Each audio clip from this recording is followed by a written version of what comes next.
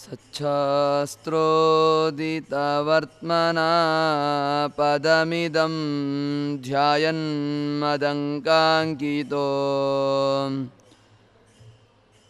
ಮನ್ಮಂತ್ರಂ ಜಪ ಶಾಸ್ತ್ರ ಸಂಪದಮಥೋ ದಾಸ್ಯಾಮಿ ಭಾಗ್ಯೈ ಸಹ ತತ್ತತ್ವಾನ್ಯಪಿ ಬೋಧಯಾಮಿ ತದನು ಪ್ರಾಪ್ಯೋ ಮದಂಘ್ರಿರ್ಭವೇ ದಿತ್ಯಾ ಘೋಷಯತೀವ ಯಕ್ಕರಚಯೈ ಸ್ತಂವಾಜಿವಕ್ತ್ರಂ ಭಜೆ ಧೂರ್ವೋಪಮಾಂ ತ್ರಿನೇತ್ರಾಂಚ ಶಂಖಚಕ್ರಸಮನ್ವಿತಾಂ ಶೂಲತರ್ಜನಸಂಯುಕ್ತಾಂ ಧ್ಯಾಯೇತ್ ದುರ್ಗಾಂ ಅಭೀಷ್ಟದಾಂ ಸತ್ಸಂಘಮಾನಸ ಸರೋವರಮಧ್ಯವರ್ತಿ ಕೃಷ್ಣಾಂಘ್ರಿ ಚಾರು ಕಮಲಾರ್ಪಿತ ಚಿತ್ತವೃತ್ತಿಃ ಶಾಸ್ತ್ರಾತಿ ಮಂಜುಪದರಂಜಿತರಮ್ಯ ಸಂಸತ್ ಆಸ್ಮಾಕಹೃತ್ ಸರಸಿಜೇಸ್ತು ಸಮಧ್ವಹಂಸಃ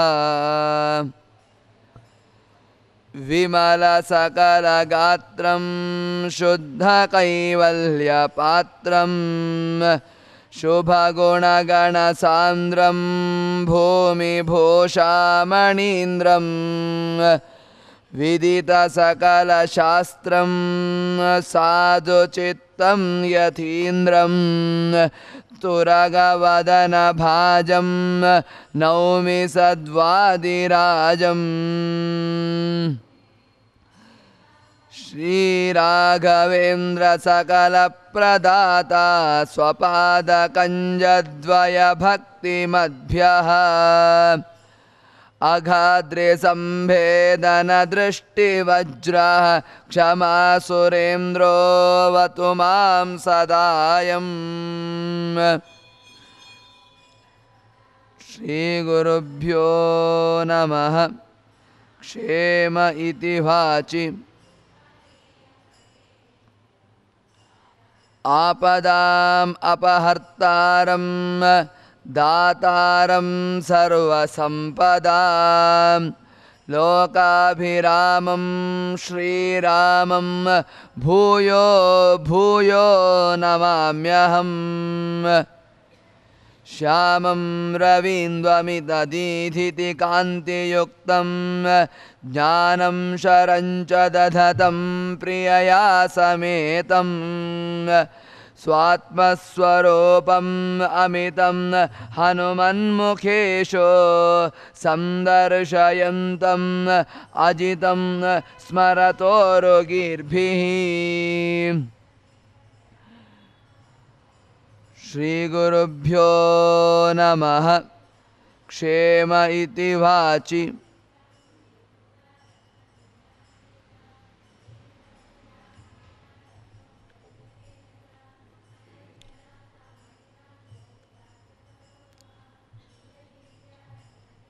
ಕಪಿಗಳೆಲ್ಲ ಪ್ರಾಯೋಪವೇಶ ವ್ರತಕ್ಕೆ ಕೂತ್ಕೊಂಡ್ರು. ಸೀತೆ ಸಿಗುವ ತನಕ ಇನ್ನು ಯಾವುದೇ ರೀತಿಯಾದಂಥ ಆಹಾರವನ್ನೂ ಕೂಡ ನಾವು ಸೇವಿಸುವುದಿಲ್ಲ ಅಂತ ಎಲ್ಲರೂ ಪ್ರಾಯೋಪವೇಶ ವ್ರತವನ್ನು ಕೈಗೊಂಡ್ರು. ಸಂಪಾತಿಯ ಮೂಲಕ ಸೀತೆ ಎಲ್ಲಿದ್ದಾಳೆ ಎಂಬ ಗುರುತು ಎಲ್ಲ ಕಪಿಗಳಿಗೂ ಕೂಡ ಸಿಕ್ಕಿತು. ಯಾರು ಲಂಕೆಗೆ ಹಾರುವುದು ಎಂಬುದಾಗಿ ಪ್ರಶ್ನೆ. ಈಗ ಲಂಕೆಗೆ ಹಾರುವವರು ಯಾರೇನು? ಕಪಿಗಳ ಸೀತೆಯಲ್ಲಿದ್ದಾಳೆಂಬ ಗುರುತು ಏನೋ ಸಿಕ್ಕಿತು. ಲಂಕೆಗೆ ಹಾರುದು ಯಾರೀಗ? ಒಬ್ಬ ಅಂತಾನೆ 10 ಯೋಜನ ಅಂತಾನೆ, ಇನ್ನೊಬ್ಬ ಅಂತಾನೆ 20 ಯೋಜನ ಅಂತಾನೆ, ಇನ್ನೊಬ್ಬ ಅಂತಾನೆ 30 ಯೋಜನ ಅಂತಾನೆ. ಹಾರಿ ಏನು ಪ್ರಯೋಜನ? ಒಬ್ಬೊಬ್ಬರು ಒಂದೊಂದಂದ್ರು, ಯಾರಿಂದಲೂ ಕೂಡ ಆಗುವುದಿಲ್ಲ ಅಂತಾಯಿತು. ಕಡೆಗೆ ಜಾಂಬವಂತ ಹೇಳ್ತಾನೆ, ಹನುಮ ನೀನೇ ಇದಕ್ಕೆ ಸರಿಯಾದ ವ್ಯಕ್ತಿ ಅಂತ ಹೇಳ್ತಾನೆ. ಹನುಮಂತ ಲಂಕೆಗೆ ಹಾರ್ತೇನೆ ಅಂತ ಒಪ್ತಾನೆ. ಲಂಕಾಪಟ್ಟಣಕ್ಕೆ ನಾನು ಹಾರಲಿಕ್ಕೆ ಸಮರ್ಥ, 100 ಯೋಜನ ದೂರ ಲಂಕಾಪಟ್ಟಣಕ್ಕೂ ನಾನು ಹಾರಲಿಕ್ಕೆ ಸಮರ್ಥ ಎಂಬುದಾಗಿ ಹನುಮಂತ ಒಪ್ಕೊಳ್ತಾನೆ. ಶುರು ಮಾಡ್ತಾನೆ ಹಾರಲಿಕ್ಕೆ. ಏನು ಮಾಡಬೇಕು? ಮೊದಲು ಲಂಕೆಗೆ ಹಾರುವುದೆನ್ನುವುದಾಗಿ ಸಂಕಲ್ಪ. ಈಗ ಭಗವತೋ ಬಲೇನ ಭಗವತೋ ವೀರ್ಯೇಣ ಭಗವತ ತೇಜಸ ಭಗವತ ಕರ್ಮಣ ಭಗವತ ಲಕ್ಷ್ಮೀನಾರಾಯಣ ಪೂಜಾತ್ಮಕ ಲಂಕಾ ದಹನಾಖ್ಯಂ ಕರ್ಮ ಕರಿಷ್ಯ ಅಂತ ಇಲ್ಲೇ ಸಂಕಲ್ಪ ಮಾಡಿ ಅವ ಹೊರಟ. ಆದರೆ ನಾವು ಸಂಕಲ್ಪ ಮಾಡುವುದಕ್ಕಿಂತ ಮುಂಚೆ ಏನು ಮಾಡಬೇಕು ಎಂಬ ಸಂದೇಶವನ್ನು ಹನುಮಂತ ನಮಗೆ ನಿಮಗೆ ತಿಳಿಸ್ತಾ ಇದ್ದಾನೆ. ಲಂಕೆಗೆ ಹೋಗೋದೌದು, ಲಂಕೆಗೆ ಹಾರ್ತೇನೆ ಅಂತ ಸಂಕಲ್ಪಕ್ಕಿಂತ ಮೊದಲು ಏನು ಮಾಡಬೇಕು, ಸಂಕಲ್ಪಕ್ಕಿಂತ ಮೊದಲು ಏನು ಮಾಡಬೇಕು ಎನ್ನುವುದನ್ನು ಸೂಚಿಸ್ತಾ ಇದ್ದಾನೆ. ನಾವು ಏನಾದರೂ ಒಂದು ಮಾಡಿದರೆ ನಾನು ನಾನು ನಾನು ನಾನು, ಎಲ್ಲದಕ್ಕೂ ಕೂಡ ನಾನು ನಾನು ನಾನು, ಎಲ್ಲವೂ ಕೂಡ ನಾನು ನಾನು ನಾನು ಎಂಬುದಾಗಿ ನಾವು ಹೊರಡೋದು. ಏನು ಮಾಡಿದರೂ ಕೂಡ ನಾನು ನಾನು. ಹನುಮಂತ ಮೊದಲು ಹೇಳ್ತಾನೆ, ರಾಮಾಯ ಶಾಶ್ವತ ಸುವಿಸ್ತೃತ ಷಡ್ಗುಣಾಯ ಸರ್ವೇಶ್ವರಾಯ ಬಲವೀರ್ಯ ಮಹಾರ್ಣವಾಯ ನತ್ವಾಲಿಲಂಗ ಇಶುರರ್ಣವಂ ಉತ್ಪಪಾತ ನಿಷ್ಪೀಡ್ಯತಂ ಗಿರಿವರಂ ಪವನಸ್ಯ ಸೂನು. ಹನುಮಂತ ಮೊದಲು ಏನು ಮಾಡ್ತಾನೆ ಕೇಳಿದರೆ, ಲಂಕೆಗೆ ಹಾರಲಿಕ್ಕೆ ಪ್ರಾರಂಭ. ಈಗ ಮೊದಲು ಸಂಕಲ್ಪ ಮಾಡುವುದಕ್ಕಿಂತ ಮುಂಚೆ ರಾಮನಿಗೆ ನಮಸ್ಕಾರ ಮಾಡ್ತಾನೆ. ಯಾವುದೇ ಒಂದು ರೀತಿಯಾದ ಸಂಕಲ್ಪ ಮಾಡುವುದಕ್ಕಿಂತ ಮುಂಚೆ ನಾವು ದೇವರಿಗೆ ನಮಸ್ಕಾರ ಮಾಡಿ ದೇವರ ಅನುಗ್ರಹವನ್ನು ಪಡೆದುಕೊಂಡು ನಾವು ಮುಂದೆ ಸಾಗಬೇಕು. ನಮ್ಮದು ಸಂಕಲ್ಪ ಮಾಡ್ತೇವೆ, ಕೆಲವೊಮ್ಮೆ ಅರ್ಧಕ್ಕೆ ಅದು ನಿಂತು ಹೋಗ್ತದೆ. ಸಂಕಲ್ಪ ಮಾಡಲಿಕ್ಕೆ ನಾವು ತುಂಬ ಮಾಡ್ತೇವೆ, ಆದರೆ ನಾವು ಮಾಡಿದಂಥ ಸಂಕಲ್ಪ ಪೂರ್ತಿ ಆಗುವುದಿಲ್ಲ ಕೆಲವೊಮ್ಮೆ. ಯಾಕೆ? ನಾವು ಸಂಕಲ್ಪ ಮಾಡಿದಾಗಲೂ ಕೂಡ ನಾನು ನಾನು ಎಂಬುದಾಗಿ ನಮಗೆ ನಾನು ಎಂಬುದು ಮೊದಲು ಹೋಗಬೇಕು. ದೇವರು ಮಾಡಿಸ್ತಾನೆ ಎಂಬ ಎಚ್ಚರ ಬರಬೇಕು. ದೇವರು ನನ್ನ ಹಿಂದೆ ಇದ್ದಾನೆ, ಆವಾಗ ನಮ್ಮ ಸಂಕಲ್ಪ ನೆರವೇರ್ತದೆ. ಮೊದಲು ಏನು ಮಾಡಿದ ಹನುಮ? ರಾಮನಿಗೆ ನಮಸ್ಕಾರ ಮಾಡಿದ. ರಾಮನಿಗೆ ನಮಸ್ಕಾರ ಮಾಡುವ ಮೂಲಕ ಲಂಕೆಗೆ ಹಾರಲಿಕ್ಕೆ ಹೊರಟ. ಆದ್ದರಿಂದ ಏನಾಯಿತು? ಹನುಮಂತನ ಕೆಲಸ ಪೂರ್ತಿ ಆಯಿತು. ಆದ್ದರಿಂದ ಇದನ್ನು ಸುಂದರ ಕಾಂಡ ನೋಡಿ. ಎಲ್ಲದಕ್ಕೂ ಕೂಡ ಬಾಲಕಾಂಡ, ಅರಣ್ಯಕಾಂಡ, ಕಿಷ್ಕಿಂಧಾಕಾಂಡ, ಯುದ್ಧಕಾಂಡ, ಉತ್ತರಕಾಂಡ ಎಲ್ಲದಕ್ಕೂ ಒಂದೊಂದು ಹೆಸರು. ಇದಕ್ಕೆ ಮಾತ್ರ ಸುಂದರಕಾಂಡ. ಯಾಕೆ ಇದಕ್ಕೆ ಸುಂದರಕಾಂಡ ಕೇಳಿದರೆ, ಸುಂದರನಾದಂಥ ಹನುಮಂತ ಲಂಕೆಗೆ ಹಾರಿ ಸುಂದರಳಾದಂಥ ಸೀತೆಯನ್ನು ರಾಮನಿಗೆ ಒಪ್ಪಿಸಿದ್ರಿಂದ ಇದನ್ನು ಸುಂದರಕಾಂಡ. ಹನುಮಂತ ನೋಡಲಿಕ್ಕೆ ಬಾಳಿ ಚಂದ, ಆದ್ದರಿಂದ ಇದನ್ನು ಸುಂದರಕಾಂಡ. ಏನಾದರೂ ಜೀವನದಲ್ಲಿ ವಿಘ್ನಗಳು ಬಂದರೆ ಈ ರಾಮಾಯಣದ ಸುಂದರಕಾಂಡವನ್ನು ಪಾರಾಯಣ ಮಾಡುವ ಮೂಲಕ ಎಲ್ಲ ರೀತಿಯಾದಂಥ ವಿಘ್ನಗಳು ಕೂಡ ಪರಿಹಾರ ಆಗ್ತದೆ. ಆದ್ದರಿಂದ ಇದನ್ನು ಸುಂದರಕಾಂಡ. ಇವತ್ತಿಗೂ ಕೂಡ ಎಷ್ಟೋ ಜನ ತೀರಾ ಬಡವರು, ಒಳ್ಳೆಯ ಜ್ಯೋತಿಷ್ಯರು ಏನಾದರೂ ಮದುವೆ ಆಗಲಿಲ್ಲ ಅಂತಾದರೆ ಒಂದು ಗಂಡು ಹೆಣ್ಣಿಗೆ ಸುಂದರಕಾಂಡ ಪಾರಾಯಣ ಮಾಡಿ ಅಂತಾರೆ. ಸುಂದರಕಾಂಡ ಪಾರಾಯಣ ಮಾಡಿದ್ರಿಂದ ಆ ವ್ಯಕ್ತಿಗಳಿಗೆ ಮದುವೆ ಆಗ್ತದೆ. ಏನೋ ಸಂತಾನ ಆಗಲಿಲ್ಲದಿದ್ದರೆ ಸುಂದರಕಾಂಡ ಪಾರಾಯಣ ಮಾಡಿ ಅಂತಾರೆ, ಸಂತಾನ ಆಗ್ತದೆ. ಎಲ್ಲದಕ್ಕೂ ಟಿ ವಿ ನೋಡಲಿಕ್ಕೆ ಪುರುಸೋತುಂಟು, ಮೊಬೈಲ್ ನೋಡಲಿಕ್ಕೆ ಪುರುಸೋತುಂಟು. ಪಾರಾಯಣ ಮಾಡಲಿಕ್ಕೆ ದೇವರ ಹತ್ರ ದೀಪ ಹಚ್ಚಲಿಕ್ಕೆ ಒಂದು ಪುರ್ಸೋತಿಲ್ಲ. ಪುರ್ಸೋತಿಲ್ಲ ಎನ್ನುವ ಶಬ್ದ ನಮಗೆ ಭಾರಿ ಇಷ್ಟ. ಪುರ್ಸೋತಿಲ್ಲ. ಇವ ವಾಲ್ಮೀಕಿ ರಾಮಾಯಣದ ಸುಂದರಕಾಂಡ ನಮಗೆ ಪಾರಾಯಣ ಮಾಡಲಿಕ್ಕೆ ಆಗ್ತದೋ ಇಲ್ಲೋ ಗೊತ್ತಿಲ್ಲ. ಆಚಾರ್ಯ ಮಧ್ವರು 57 ಶ್ಲೋಕದ ಇಡೀ ವಾಲ್ಮೀಕಿ ರಾಮಾಯಣದ ಸಾರವನ್ನು ಸಂಗ್ರಹ ಮಾಡಿ ಕೊಟ್ಟಿದ್ದಾರೆ ನಿಮಗೆ. ಎಲ್ಲರೂ ಕೂಡ ಇದನ್ನು ಪಾರಾಯಣ ಮಾಡ್ಬೋದು. ಕೇವಲ ಗಂಡು ಮಕ್ಕಳು ಮಾತ್ರ ಅಲ್ಲ, ಹೆಣ್ಣು ಮಕ್ಕಳು ಕೂಡ ಪಾರಾಯಣ ಮಾಡೋದು. ಕೇವಲ ಬ್ರಾಹ್ಮಣರು ಮಾತ್ರ ಅಲ್ಲ, ಎಲ್ಲ ವರ್ಗದವರು. ಕೇವಲ ಬ್ರಾಹ್ಮಣರು ಮಾತ್ರ ಅಲ್ಲ, ಕ್ಷತ್ರಿಯರು ಪಾರಾಯಣ ಮಾಡ್ಬೋದು, ವೈಶ್ಯರು ಪಾರಾಯಣ ಮಾಡ್ಬೋದು, ಶೂದ್ರರು ಎಲ್ಲ ಎಲ್ಲರೂ ಕೂಡ ಈ ಸುಂದರಕಾಂಡವನ್ನು ಪಾರಾಯಣ ಮಾಡ್ಬೋದು. ಅಂತಹ ಹನುಮಂತ ಲಂಕೆಗೆ ಹಾರಲಿಕ್ಕೆ ಹೊರಟಾಗ ಮೊದಲು ಏನು ಮಾಡಿದ? ಮೈನಾಕ ಪರ್ವತ ಉಂಟಲ್ಲಿ, ಆ ಮೈನಾಕ ಪರ್ವತವನ್ನು ಕೈಯಿಂದ ಒತ್ತಿದ, ಹಾರಿದ. ತನ್ನ ರೂಪವನ್ನು ಬೃಹತ್ತಾಗಿ ಮಾಡಿಕೊಂಡ, ತನ್ನ ರೂಪವನ್ನು ದೊಡ್ಡದಾಗಿ ಮಾಡಿಕೊಂಡು ಮೈನಾಕ ಪರ್ವತವನ್ನು ಒತ್ತುವ ಮೂಲಕ ಲಂಕೆಗೆ ಹಾರಲಿಕ್ಕೆ ಪ್ರಾರಂಭಿಸಿದ. ಆ ಮೈನಾಕ ಪರ್ವತ ಎಲ್ಲಿಗೆ ಹೋಯ್ತದಲ್ಲ, ಭೂಮಿಗೆ ಹೋಗಿ ತಾಗಿತಂತೆ. ಅದಕ್ಕೆ ವಾದಿರಾಜ ಗುರು ಸಾರ್ವಭೌಮರು ಒಂದು ನಿದರ್ಶನ ಕೊಡ್ತಾರೆ. ಅಲ್ಲ, ಭೂಮಿ ತನಕ ಯಾಕೆ ಹೋಯ್ತದು? ಸೀತೆ ಯಾರ ಮಗಳು? ಭೂತಾಯಿಯ ಮಗಳು. ಜನಕನ ಮಗಳೇನಲ್ಲ. ಸೀತೆ ಭೂಮಿಯಿಂದ ಸಿಕ್ಕಿದ್ದಲ್ವಾ, ಭೂತಾಯಿಯ ಮಗಳಲ್ವಾ. ಭೂತಾಯಿಗೆ ಭಾರಿ ಬೇಜಾರಾಗ್ತಾ ಇತ್ತಂತೆ, ನನ್ನ ಮಗಳನ್ನು ರಾವಣ ಹೊತ್ತುಕೊಂಡು ಹೋಗಿದ್ದಾನೆ ಅಂತ. ಹೇಳದೆ ಕೇಳದೆ ಗಂಡ ಇಲ್ಲದ ಸಮಯದಲ್ಲಿ, ಗಂಡ ಇಲ್ಲದಾಗ ಹೆಂಡತಿಯನ್ನು ಹೊತ್ಕೊಂಡು ಹೋಗೋದು ಯಾರು? ಷಂಡರು. ನಿಜವಾದ ಗಂಡಸೇ ಆಗಿದ್ದರೆ ರಾಮ ಇರುವಾಗ ಬರಬೇಕಿತ್ತು ಸೀತೆಯನ್ನು ಹೊತ್ಕೊಂಡು ಹೋಗಲಿಕ್ಕೆ. ಅವ ನಿಜವಾದ ಗಂಡಸಲ್ಲ, ಅವ ಷಂಡವೇ. ಯಾಕಂದರೆ ರಾಮ ಇಲ್ಲದಾಗ ಅದು ಕೂಡ ಸನ್ಯಾಸಿ ವೇಷದಲ್ಲಿ ಬಂದು ಸೀತೆಯನ್ನು ಹೊತ್ಕೊಂಡು ಹೋದದ್ದವ. ಭೂತಾಯಿಗೆ ಮಾತ್ರ ಭಾರೀ ಬೇಜಾರಾಗ್ತಾ ಇತ್ತು, ನನ್ನ ಮಗಳನ್ನು ರಾವಣ ಹೊತ್ಕೊಂಡು ಹೋಗಿದ್ದಾನಲ್ಲೊಂದು ಭಾರೀ ಬೇಜಾರಾಗ್ತಾ ಇತ್ತಂತೆ. ಆಗ ಈ ಮೈನಾಕ ಪರ್ವತವನ್ನು ಯಾರು ಹನುಮಂತ ಒಪ್ಪಿದಾಗ ಅದು ಭೂಮಿ ತನಕ ಹೋಯ್ತಂತೆ. ಹೋಗಿ ಭೂತಾಯಿಗೆ ಹೇಳಿತಂತೆ ಮೈನಾಕ ಪರ್ವತ, ಹೆದರಬೇಡಮ್ಮ, ನಿನ್ನ ಮಗಳನ್ನು ಸುರಕ್ಷಿತವಾಗಿ ಕರ್ಕೊಂಡು ಬರಲಿಕ್ಕೆ ಹನುಮಂತ ಹೋಗಿದ್ದಾನೆ. ಇದನ್ನು ತಿಳಿಸುವುದಕ್ಕೋ ಏನೋ ಎಂಬಂತೆ ಮೈನಾಕ ಪರ್ವತ ಭೂಮಿಯ ಅಡಿಯ ತನಕ ಹೋಯಿತು ಅಂತ ವಾದಿರಾಜ ಗುರು ಸಾರ್ವಭೌಮರು ತಿಳಿಸ್ತಾರೆ. ಅಂತಹ ಹನುಮಂತ ಹಾರಿದಾಗ ಏನಾಯಿತು? ಅವನು ಹಾರಿದಾಗ ಏನಾಯಿತು ಕೇಳಿದ್ರೆ, ಚುಕ್ಷೋಭವಾರಿಧಿರನು ಪ್ರಯಯೌಚ ಶೀಘ್ರಂ ಯಾದೋ ಗಣೈ ಸಹ ತದೀಯ ಬಲಾಭಿಕೃಷ್ಟ ಆಶ್ಲಿಷ್ಯ ಪರ್ವತವರಂ ಸದದರ್ಶ ಗಚ್ಚನ್.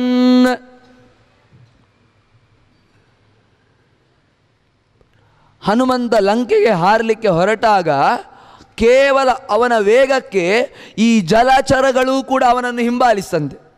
ಈ ಕೆಲವೊಮ್ಮೆ ಅದು ಆಗೋದಿಲ್ಲ. ಈಗ ನಾವು ಗಾಡಿಯಲ್ಲಿ ಸ್ಪೀಡ್ ಹೋಗ್ತಾ ಅಥವಾ ರೈಲಲ್ಲಿ ಸ್ಪೀಡ್ ಹೋಗುವಾಗ ನಮ್ಮ ಹಿಂದೆ ನಮ್ಮ ಮರಗಳು ಬಂದಾಗೆ ನಮಗೆ ತೋರ್ತದಲ್ವ, ಅದು ತೋರುವುದು ಮಾತ್ರ, ಬರುವುದಿಲ್ಲ. ಇಲ್ಲಿ ಹನುಮಂತ ಹಾರುವಾಗ ಏನಾಯಿತು ಕೇಳಿದರೆ, ಮರಗಳು, ಮೀನುಗಳು, ಮೊಸಳೆ, ತಿಮಿಂಗಿಳಗಳು ಎಲ್ಲವೂ ಕೂಡ ಅವನನ್ನು ಹಿಂಬಾಲಿಸ್ತಂತೆ. ನೀವು ಹೇಗೆ ಕೇಳ್ಬೋದು? ನಮಗೆ ಪ್ರಶ್ನೆಗಳು ತುಂಬ ಬರ್ತದೆ. ತಲೆಯಲ್ಲಿ ಏನಿಲ್ಲದಿದ್ದರೂ ಕೂಡ ನಿಮಗೆ ಪ್ರಶ್ನೆಗಳು ತುಂಬ ಬರ್ತದೆ. ಒಳ್ಳೆಯ ಪ್ರಶ್ನೆಗಳಲ್ಲ, ಕೆಲವು ಕೆಟ್ಟ ಪ್ರಶ್ನೆಗಳೇ ಬರುವುದು ನಮಗೆ. ಹೇಗೆ ಬರ್ಬೋದು? ಅದು ಬರಲಿಕ್ಕೆ ಸಾಧ್ಯವಾ? ಈಗ ಹೇಳ್ತಾರಲ್ವ, ರಾಮಾಯಣ ನಡಿಲೇ ಇಲ್ಲ ಸ್ವಾಮಿ. ಈಗ ರಾಮ ಮಂದಿರ ನಿರ್ಮಾಣ ಆಗುವಾಗ ಇರೋದೊಂದು ನಮ್ಮದು ಒಂದು ಇರಲಿ ಅಂತ, ರಾಮಾಯಣ ನಡಿಲೇ ಇಲ್ಲ, ರಾಮಾಯಣ ಎಂಬುದು ಸುಳ್ಳು ಅಂತ ಹೇಳಲಿಕ್ಕೆ ಶುರು ಮಾಡ್ತಾರೆ. ಎಂತಾಯಿತು ಕೇಳಿದರೆ, ಎಲ್ಲ ಜಲಚರಗಳು ಕೂಡ ಅವನ ಹಿಂದೆ ಬಂತಂತೆ. ಹೇಗೆ? ಹನುಮ ಯಾರು? ವಾಯುದೇವನ ಅವತಾರ. ವಾಯುದೇವರು ಗಾಳಿ ರಭಸವಾಗಿ ಬಂದರೆ ಮರಗಳನ್ನೇ ಕಿತ್ತು ಹಾಕ್ತದೋ ಇಲ್ವೋ? ಸುನಾಮಿ ಬಂತಂತಾದರೆ ಅದು ಮರಗಳನ್ನೇ ಕಿತ್ತು ಒಗೀತದೋ ಇಲ್ವೋ? ಎಂತೆಂಥ ಬಿಲ್ಡಿಂಗ್ಗಳೇ ಬೀಳ್ತದೆ ಮಾರ್ರೆ, ಅಂಥದ್ರಲ್ಲಿ ಮರಗಳು ಬೀಳುವುದು ಹೆಚ್ಚು. ಆದ್ದರಿಂದ ಹನುಮಂತ ವೇಗವಾಗಿ ಹೋಗುವಾಗ ಅವನ ಹಿಂದೆ ಎಲ್ಲ ಮರಗಳು ಕೂಡ ಕಿತ್ತುಕೊಂಡು ಅವನನ್ನು ಹಿಂಬಾಲಿಸ್ತಂತೆ. ಜಲಚರಗಳು ಕೂಡ ಅವನ ಹಿಂಬಾಲಿಸ್ತಾ ಬಂತಂತೆ. ಅವನನ್ನು ಹಿಂಬಾಲಿಸ್ತಾ ಬರುವಾಗ ವೇಗವಾಗಿ ಹೋಗ್ತಾ ಇದ್ದಾನೆ. ವೇಗವಾಗಿ ಹೋಗುವಾಗ ಮೊದಲ ವಿಘ್ನ, ಲಂಕೆಗೆ ಹೋಗುವಾಗ ಮೊದಲ ವಿಘ್ನ ಬಂತು. ಯಾವುದು? ಮೈನಾಕ ಪರ್ವತ ಮೈನಾಕ ಪರ್ವತ ಮೇಲಕ್ಕೆ ಬಂತು. ಒಳ್ಳೆಯದೇ. ಅದು ಬಂದದ್ದು ಯಾಕೆ ಕೇಳಿದರೆ ಹನುಮಂತನಿಗೆ ರೆಸ್ಟ್ ಕೊಡಲಿಕ್ಕೆ. ಅಷ್ಟು ಜೋರಾಗಿ ಹೋಗ್ತಾ ಇದ್ದಾನೆ. ನೀವು ಅದು ರೆಸ್ಟ್ ತಗೊಳ್ತೇವೆ. ನಮಗೆ 1 ಗಂಟೆ ಅಲ್ಲ, 1 ಗಂಟೆ ಬಿಡಿ, ಅರ್ಧ ಗಂಟೆ ಜಪ ಕೂತ್ಕೊಳ್ಳುವಾಗನೇ ಒಂದು ಕಾಲು ಮೇಲೆ ಒಂದು ಕಾಲು ಕೆಳಗೆ, ಇನ್ನು 10 ನಿಮಿಷ ಆದರೆ ಪುನಃ ಕಾಲು ಪದ್ಮಾಸನ, ಮತ್ತೆ ಪುನಃ ವೀರಾಸನ ಎಲ್ಲ ಹಾಕ್ಲಿಕ್ಕೆ ಶುರು ಮಾಡ್ತೀವಿ. ನಮಗೆ ಅರ್ಧ ಗಂಟೆ ಕೂತ್ಕೊಳ್ಳಿಕ್ಕೂ ತಾಕತ್ತಿಲ್ಲ. ಅದು ಬಿಡಿ. ಹನುಮಂತ ಅವನು ಹೋಗ್ಲಿಕ್ಕೆ ಶುರು ಮಾಡಿದ. ಬಂಗಾರದ ಮೈನಾಕ ಪರ್ವತ, ಕಲ್ಲಿನದ್ದಲ್ಲ, ಬಂಗಾರದ ಮೈನಾಕ ಪರ್ವತ ಮೇಲಕ್ಕೆ ಬಂತಂತೆ. ಬಂತು. ಮೈನಾಕ ಹೇಳಿದಂತೆ, ಹನುಮ ಹಾಯ್. ಹನುಮನ ಹೇಳಿದಂತೆ ಹಾಯ್ ಅಂತ. ನೀನು ಸ್ವಲ್ಪ ಇಲ್ಲಿ ವಿಶ್ರಾಂತಿ ತೆಗೆದುಕೊಂಡು ಹೋಗಬೇಕಪ್ಪ. ಯಾಕಂದನು, ನೀನು ಲಂಕೆ 100 ಯೋಜನ ದೂರ ಲಂಕೆಗೆ ಹಾರಬೇಕು. 100 ಯೋಜನ ದೂರ ಲಂಕೆಗೆ ಹಾರಬೇಕಂತ ಇದ್ದರೆ ನೀನು ಸ್ವಲ್ಪ ನಿಮಗೆ ವಿಶ್ರಾಂತಿ ಬೇಕು. ಅದಕ್ಕೋಸ್ಕರ ನೀನು ಒಂದು 10 ನಿಮಿಷ ಇಲ್ಲಿ ವಿಶ್ರಾಂತಿ ಪಡೆದುಕೊಂಡು ಮತ್ತೆ ಲಂಕೆಗೆ ಹೊರಡು ಅಂತಂತೆ. ಹನುಮ ಅಂತ ಅಂದರೆ ನನಗೆ ವಿಶ್ರಾಂತಿ ಬೇಡ ಅಂತಂತೆ. ಅಲ್ಲ, ನೀನು ಮಾಡಿದ ಉಪಕಾರವನ್ನು ನಾನು ಪುನಃ ಪ್ರತ್ಯುಪಕಾರ ನಿಂಗೆ ಮಾಡಬೇಕು. ಹಿಂದೊಮ್ಮೆ ನೀನು ನನಗೆ ಉಪಕಾರ ಮಾಡಿದ್ಯಲ್ವಾ? ಹೌದು ಅಂದಂತೆ ಹನುಮ. ಏನು ಉಪಕಾರ ಅಂದಂತೆ. ಒಂದು ನೆನಪುಂಟು ನೋಡಿ ಮೈನಾಕನಿಗೆ. ಮರ್ತು ಬಿಡುವವರು ನೀವುಗಳು. ಮನುಷ್ಯ ಪ್ರಾಣಿಗಳು ಉಪಕಾರವನ್ನು ಮರ್ತು ಬಿಡ್ತಾವೆ, ಆದರೆ ಬೇರೆಯವರು ಉಪಕಾರವನ್ನು ನೆನಪಿಟ್ಕೊಳ್ತಾರೆ. ಹಿಂದೊಮ್ಮೆ ಇಂದ್ರ, ಹಿಂದೆಲ್ಲ ಪರ್ವತಗಳಿಗೆ ರೆಕ್ಕೆ ಇತ್ತು. ಹಿಂದೆ ಈ ಪರ್ವತಗಳು ರೆಕ್ಕೆ ಉಂಟಂತ ಹಾರಲಿಕ್ಕೆ ಹೋದದ್ದು. ಕೆಲವರು ನಾವು ಕೂಡ ಹಾಗೆ ನೋಡಿ, ಸ್ವಲ್ಪ ಬಲ ಉಂಟು ಹೇಳಿದರೆ ಹಾರಲಿಕ್ಕೆ ಹೋಗೋದೆ. ಇದ್ದವರಿಗೆ ತೊಂದರೆ ಆದರೂ ತೊಂದರೆ ಇಲ್ಲ, ನಾವು ಮಾತ್ರ ಗಮ್ಮತ್ತು ಮಾಡಬೇಕು. ಬೇರೆಯವರಿಗೆ ತೊಂದರೆ ಆದರೂ ತೊಂದರೆ ಇಲ್ಲ. ಇದೇ ರೀತಿಯಾಗಿ ಬೇರೆ ಪರ್ವತಗಳೆಲ್ಲ ರೆಕ್ಕೆ ಉಂಟಂತ ಹಾರ್ತಾ ಇತ್ತು. ಹಾರ್ತಾ ಇರುವಾಗ ಬೇರೆಯವರಿಗೆಲ್ಲ ತೊಂದರೆ ಆಗ್ತಿತ್ತು. ಆಗ ದೇವತೆಗಳೆಲ್ಲ ಪ್ರಾರ್ಥನೆ ಮಾಡಿದರಂತೆ, ಪರ್ವತದ ರೆಕ್ಕೆ ಕಡಿಬೇಕು, ಇಲ್ಲದಿದ್ದರೆ ಅವುಗಳು ಸುಮ್ಮನೆ ಇರುವುದಿಲ್ಲ ಅಂತ. ಅದಕ್ಕೆ ಇಂದ್ರದೇವರು ವಜ್ರಾಯುಧದಿಂದ ಪರ್ವತಗಳ ರೆಕ್ಕೆಯನ್ನೆಲ್ಲ ಕಡಿತಾ ಬಂದು. ಈ ಮೈನಾಕ ಪರ್ವತ ಉಂಟಲ್ವಾ, ಈ ಮೈನಾಕ ಪರ್ವತ ಏನು ಮಾಡಿದ್ದು ಕೇಳಿದರೆ ವಾಯುದೇವರ ಹತ್ರ ಹೋಗಿ ಕೇಳ್ಕೊಂಡಿದ್ದಂತೆ. ವಾಯುದೇವರ ಹತ್ರ ಹೋಗಿ ಕೇಳಿಕೊಂಡು ನನ್ನ ರೆಕ್ಕೆ ಕಡಿಯದಂತೆ ಮಾಡುವಂಥ ವಾಯುದೇವರಲ್ಲಿ ಪ್ರಾರ್ಥನೆ ಮಾಡಿತಂತೆ. ಅದಕ್ಕೆ ಮೈನಾಕ ಪರ್ವತವನ್ನು ಹನುಮಂತ ಏನು ಮಾಡಿದ ಕೇಳಿದರೆ ತೆಗೆದು ಸಮುದ್ರದೊಳಗೆ ಹಾಕಿದಂತೆ. ಸಮುದ್ರದೊಳಗೆ ಹಾಕುವ ಮೂಲಕ ಇಂದ್ರನ ವಜ್ರಾಯುಧದಿಂದ ಮೈನಾಕ ಪರ್ವತದಲ್ಲಿರುವಂಥ ರೆಕ್ಕೆ ಮಾತ್ರ ಏನಾಗಲಿಲ್ಲ. ಉಳಿದೆಲ್ಲ ಪರ್ವತಗಳ ರೆಕ್ಕೆ ಹೋಯಿತು, ಮೈನಾಕ ಪರ್ವತದ ರೆಕ್ಕೆ ಏನೂ ಆಗಲಿಲ್ಲ. ಯಾಕಾಗಲಿಲ್ಲ ಕೇಳಿದರೆ ವಾಯುದೇವರದನ್ನು ಮುಟ್ಟಿ ಸಮುದ್ರದೊಳಗೆ ಹಾಕಿದ್ರು. ಅಂಥ ಮೈನಾಕ ಪರ್ವತ ಆಗ ಮಾಡಿದ ಉಪಕಾರವನ್ನು ನೆನಪಲ್ಲಿ ಇಟ್ಟುಕೊಂಡಿತ್ತು. ನೆನಪಲ್ಲಿ ಇಟ್ಟುಕೊಂಡು ಈಗ ಹನುಮಂತನಿಗೆ ಉಪಕಾರ ಮಾಡಲಿಕ್ಕೆ ಮೇಲೆ ಬಂತು. ಈ ಮೈನಾಕ ಪರ್ವತ ಯಾರು ಗೊತ್ತಾ? ರುದ್ರದೇವರ ಭಾವ, ಅಂದರೆ ಪಾರ್ವತಿಯ ಅಣ್ಣ, ಪರ್ವತರಾಜನ ಮಗ. ಪರ್ವತರಾಜನ ಮಗಳು ಪಾರ್ವತಿ, ಪರ್ವತರಾಜನ ಮಗ ಮೈನಾಕ. ಆದ್ದರಿಂದ ಏನಾಯಿತು, ರುದ್ರದೇವರಿಗೆ ಭಾವ ಆದ. ಈಗ ಏನು ಮಾಡೋದು? ಅದೇನು ಕೆಟ್ಟ ಉದ್ದೇಶದಿಂದ ಮೇಲೆ ಬಂದದ್ದಲ್ಲ, ಒಳ್ಳೆಯ ಉದ್ದೇಶದಿಂದನೇ ಬಂದದ್ದು. ಒಳ್ಳೆಯ ಉದ್ದೇಶದಿಂದ ಮೇಲೆ ಬಂದರೂ ಕೂಡ ಹನುಮಂತ ಅದರಲ್ಲಿ ವಿಶ್ರಾಂತಿ ಮಾಡಲಿಕ್ಕೆ ಬಯಸಲಿಲ್ಲ. ಯಾಕೆ ಕೇಳಿದರೆ ರಾಮ ಕಾರ್ಯಕ್ಕೆ ಹೊರಟದ್ದು. ಈಗ ಹೊರಟದ್ದು ಯಾಕೆ? ರಾಮನ ಕಾರ್ಯ ಮಾಡಿಕೊಂಡು ಬರ್ತೇನೆ ಎಂಬುದಕ್ಕೆ ಹೊರಟದ್ದು. ರಾಮ ಕಾರ್ಯ ಮಾಡಿಕೊಂಡು ಬರ್ತೇನೆ ಅಂತ ಹೊರಟಾಗ ಮಧ್ಯದಲ್ಲಿ ಬಂಗಾರು ಬರ್ತದೆ, ಎಲ್ಲೆಲ್ಲ ಪ್ರಲೋಭನೆಗಳು ಬರ್ತದೆ. ಬಂತು ಅಂತ ಅದಕ್ಕೆ ಆಸೆ ಹೊಂದಬಾರದು. ಇದು ನಮಗೆ ನಿಮಗೆ ಸಂದೇಶ. ಹನುಮಂತ ಅಂದರೆ ದೇವರ ಕೆಲಸಕ್ಕೆ ನಾವು ಹೊರಟಾಗ ಬೇರೆ ಬೇರೆ ಆಸೆಗಳು ನಮ್ಮ ಹತ್ತಿರ ಬರ್ತದೆ, ಬೇರೆ ಬೇರೆ ಆಸೆಗಳು ನಮಗೆ ತೋರ್ತದೆ. ಅದು ತೋರಿತು ಅಂತ ದೇವರ ಕೆಲಸವನ್ನು ಅರ್ಧಕ್ಕೆ ನಿಲ್ಲಿಸಿ ನಾವು ಆ ಕೆಲಸಕ್ಕೆ ಹೋಗಬಾರದು. ಎಂಬ ಸಂದೇಶವನ್ನು ಹನುಮಂತ ಸೂಚಿಸ್ತಾ ಇದ್ದಾನೆ. ಬಂಗಾರದ ಮೈನಾಕ ಪರ್ವತ ಮೇಲೆ ಬಂದರೂ ಕೂಡ ಹನುಮಂತ ಅದರಲ್ಲಿ ವಿಶ್ರಾಂತಿ ಪಡೆದುಕೊಳ್ಳಲಿಕ್ಕೆ ಬಯಸಲಿಲ್ಲ. ಬದಲಾಗಿ ಏನು ಮಾಡಿದ, ಅದನ್ನು ಅದಕ್ಕೆ ಬೇಜಾರಾಗಬಾರ್ದಲ್ವ, ಅದನ್ನು ಆಲಿಂಗನೆ ಮಾಡಿಕೊಂಡು ಅದಕ್ಕೆ ಆ ಮೈನಾಕ ಪರ್ವತಕ್ಕೆ ಸಂತೋಷ ಕೊಡುವ ಮೂಲಕ ಅಲ್ಲಿಂದ ಹೊರಟ. ಇಂತಹ ಪರಿಸ್ಥಿತಿ ನಿಮ್ಮ ಜೀವನದಲ್ಲೂ ಕೂಡ ಬರ್ತದೆ. ಮೈನಾಕ ಬಂದದ್ಯಾಕೆ? ಹನುಮಂತನಿಗೆ ವಿಶ್ರಾಂತಿ ಕೊಡಲಿಕ್ಕೆ. ಯಾವುದೇ ರೀತಿಯಾದಂತಹ ಕೆಟ್ಟ ಉದ್ದೇಶದಿಂದ ಅಲ್ಲ. ಹನುಮಂತ ಏನು ಮಾಡಿದ? ವಿಶ್ರಾಂತಿಯನ್ನು ಬಯಸಲಿಲ್ಲ. ಪಾಪ ವಿಶ್ರಾಂತಿಗಂತ ಬಂದದ್ದಕ್ಕೆ ಬೇಜಾರು ಮಾಡಿದಾಗ ಆಗ್ತದೆ.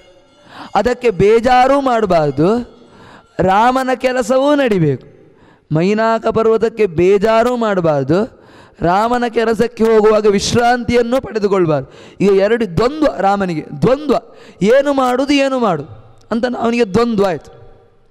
ಅದಕ್ಕೆ ಮೈನಾಕ ಪರ್ವತಕ್ಕೆ ಬೇಜಾರಾಗದಂತೆ ಅದನ್ನು ಅಪ್ಪಿಕೊಂಡು ರಾಮನ ಕೆಲಸದಲ್ಲಿ ವಿಶ್ರಾಂತಿಯನ್ನೂ ಪಡೆದುಕೊಳ್ಳದೆ ಹನುಮಂತ ಮುಂದೆ ಸಾಗಿದ ಅಲ್ವಾ. ಇಷ್ಟು ಅದರ ಸಾರಾಂಶ ಅಲ್ಲ ಕಥೆಯದ್ದು. ಇಷ್ಟು ಕಥೆಯನ್ನು ಪ್ರತಿನಿತ್ಯ ನಿಮ್ಮ ಜೀವನದಲ್ಲಿ ನೀವು ಚಿಂತನೆ ಮಾಡಬೇಕು. ಪರಿಣಾಮ ಇಷ್ಟೇ ಕಥಾಭಾಗವನ್ನು ನಿಮ್ಮ ಜೀವನದಲ್ಲಿ ಚಿಂತನೆ ಮಾಡಿದರೆ ಕೆಲವೊಮ್ಮೆ ನಮಗೂ ಕೂಡ ನಮ್ಮ ಆತ್ಮೀಯರು ಏನೋ ಅಂತಾರೆ, ಅಂದಾಗ ನಮ್ಮ ಆತ್ಮೀಯರು ಏನು ಅಂದಾಗ ಅದನ್ನು ಮಾಡುವ ಹೇಳಿದರೆ ನಮಗೆ ಅದಕ್ಕೆ ಸಮಯ ಇಲ್ಲ. ಮಾಡಲಿಲ್ಲ ಹೇಳಿದರೆ ಆ ವ್ಯಕ್ತಿಗೆ ಬೇಜಾರಾಗ್ತದೆ. ಮಾಡುವ ಹೇಳಿದರೆ ನಮಗೆ ಸಮಯ ಇಲ್ಲ, ಮಾಡುವುದಿಲ್ಲ ಹೇಳಿದರೆ ಆ ವ್ಯಕ್ತಿಗೆ ಬೇಜಾರಾಗ್ತದೆ. ಏನು ಮಾಡುವುದಂತ ನಮಗೆ ದ್ವಂದ್ವ, ಏನು ಮಾಡುವುದು ಅಂತ. ಆ ಸಮಯದಲ್ಲಿ ಈ ಕಥೆಯನ್ನು ಚಿಂತನೆ ಮಾಡಬೇಕು. ಹನುಮ, ನೀನು ಲಂಕೆಗೆ ಹೋಗುವಾಗ ಮೈನಾಕ ಪರ್ವತ ಮೇಲೆ ಬಂತು ನಿನಗೆ ವಿಶ್ರಾಂತಿ ಕೊಡುವುದಕ್ಕೋಸ್ಕರ ಮೇಲೆ ಬಂದರೂ ಕೂಡ ನೀನು ರಾಮ ಕಾರ್ಯದಲ್ಲಿ ತೊಡಗಿದ್ರಿಂದ ವಿಶ್ರಾಂತಿಯನ್ನು ಪಡೆದುಕೊಳ್ಳುವುದಕ್ಕೆ ಬಯಸಲಿಲ್ಲ.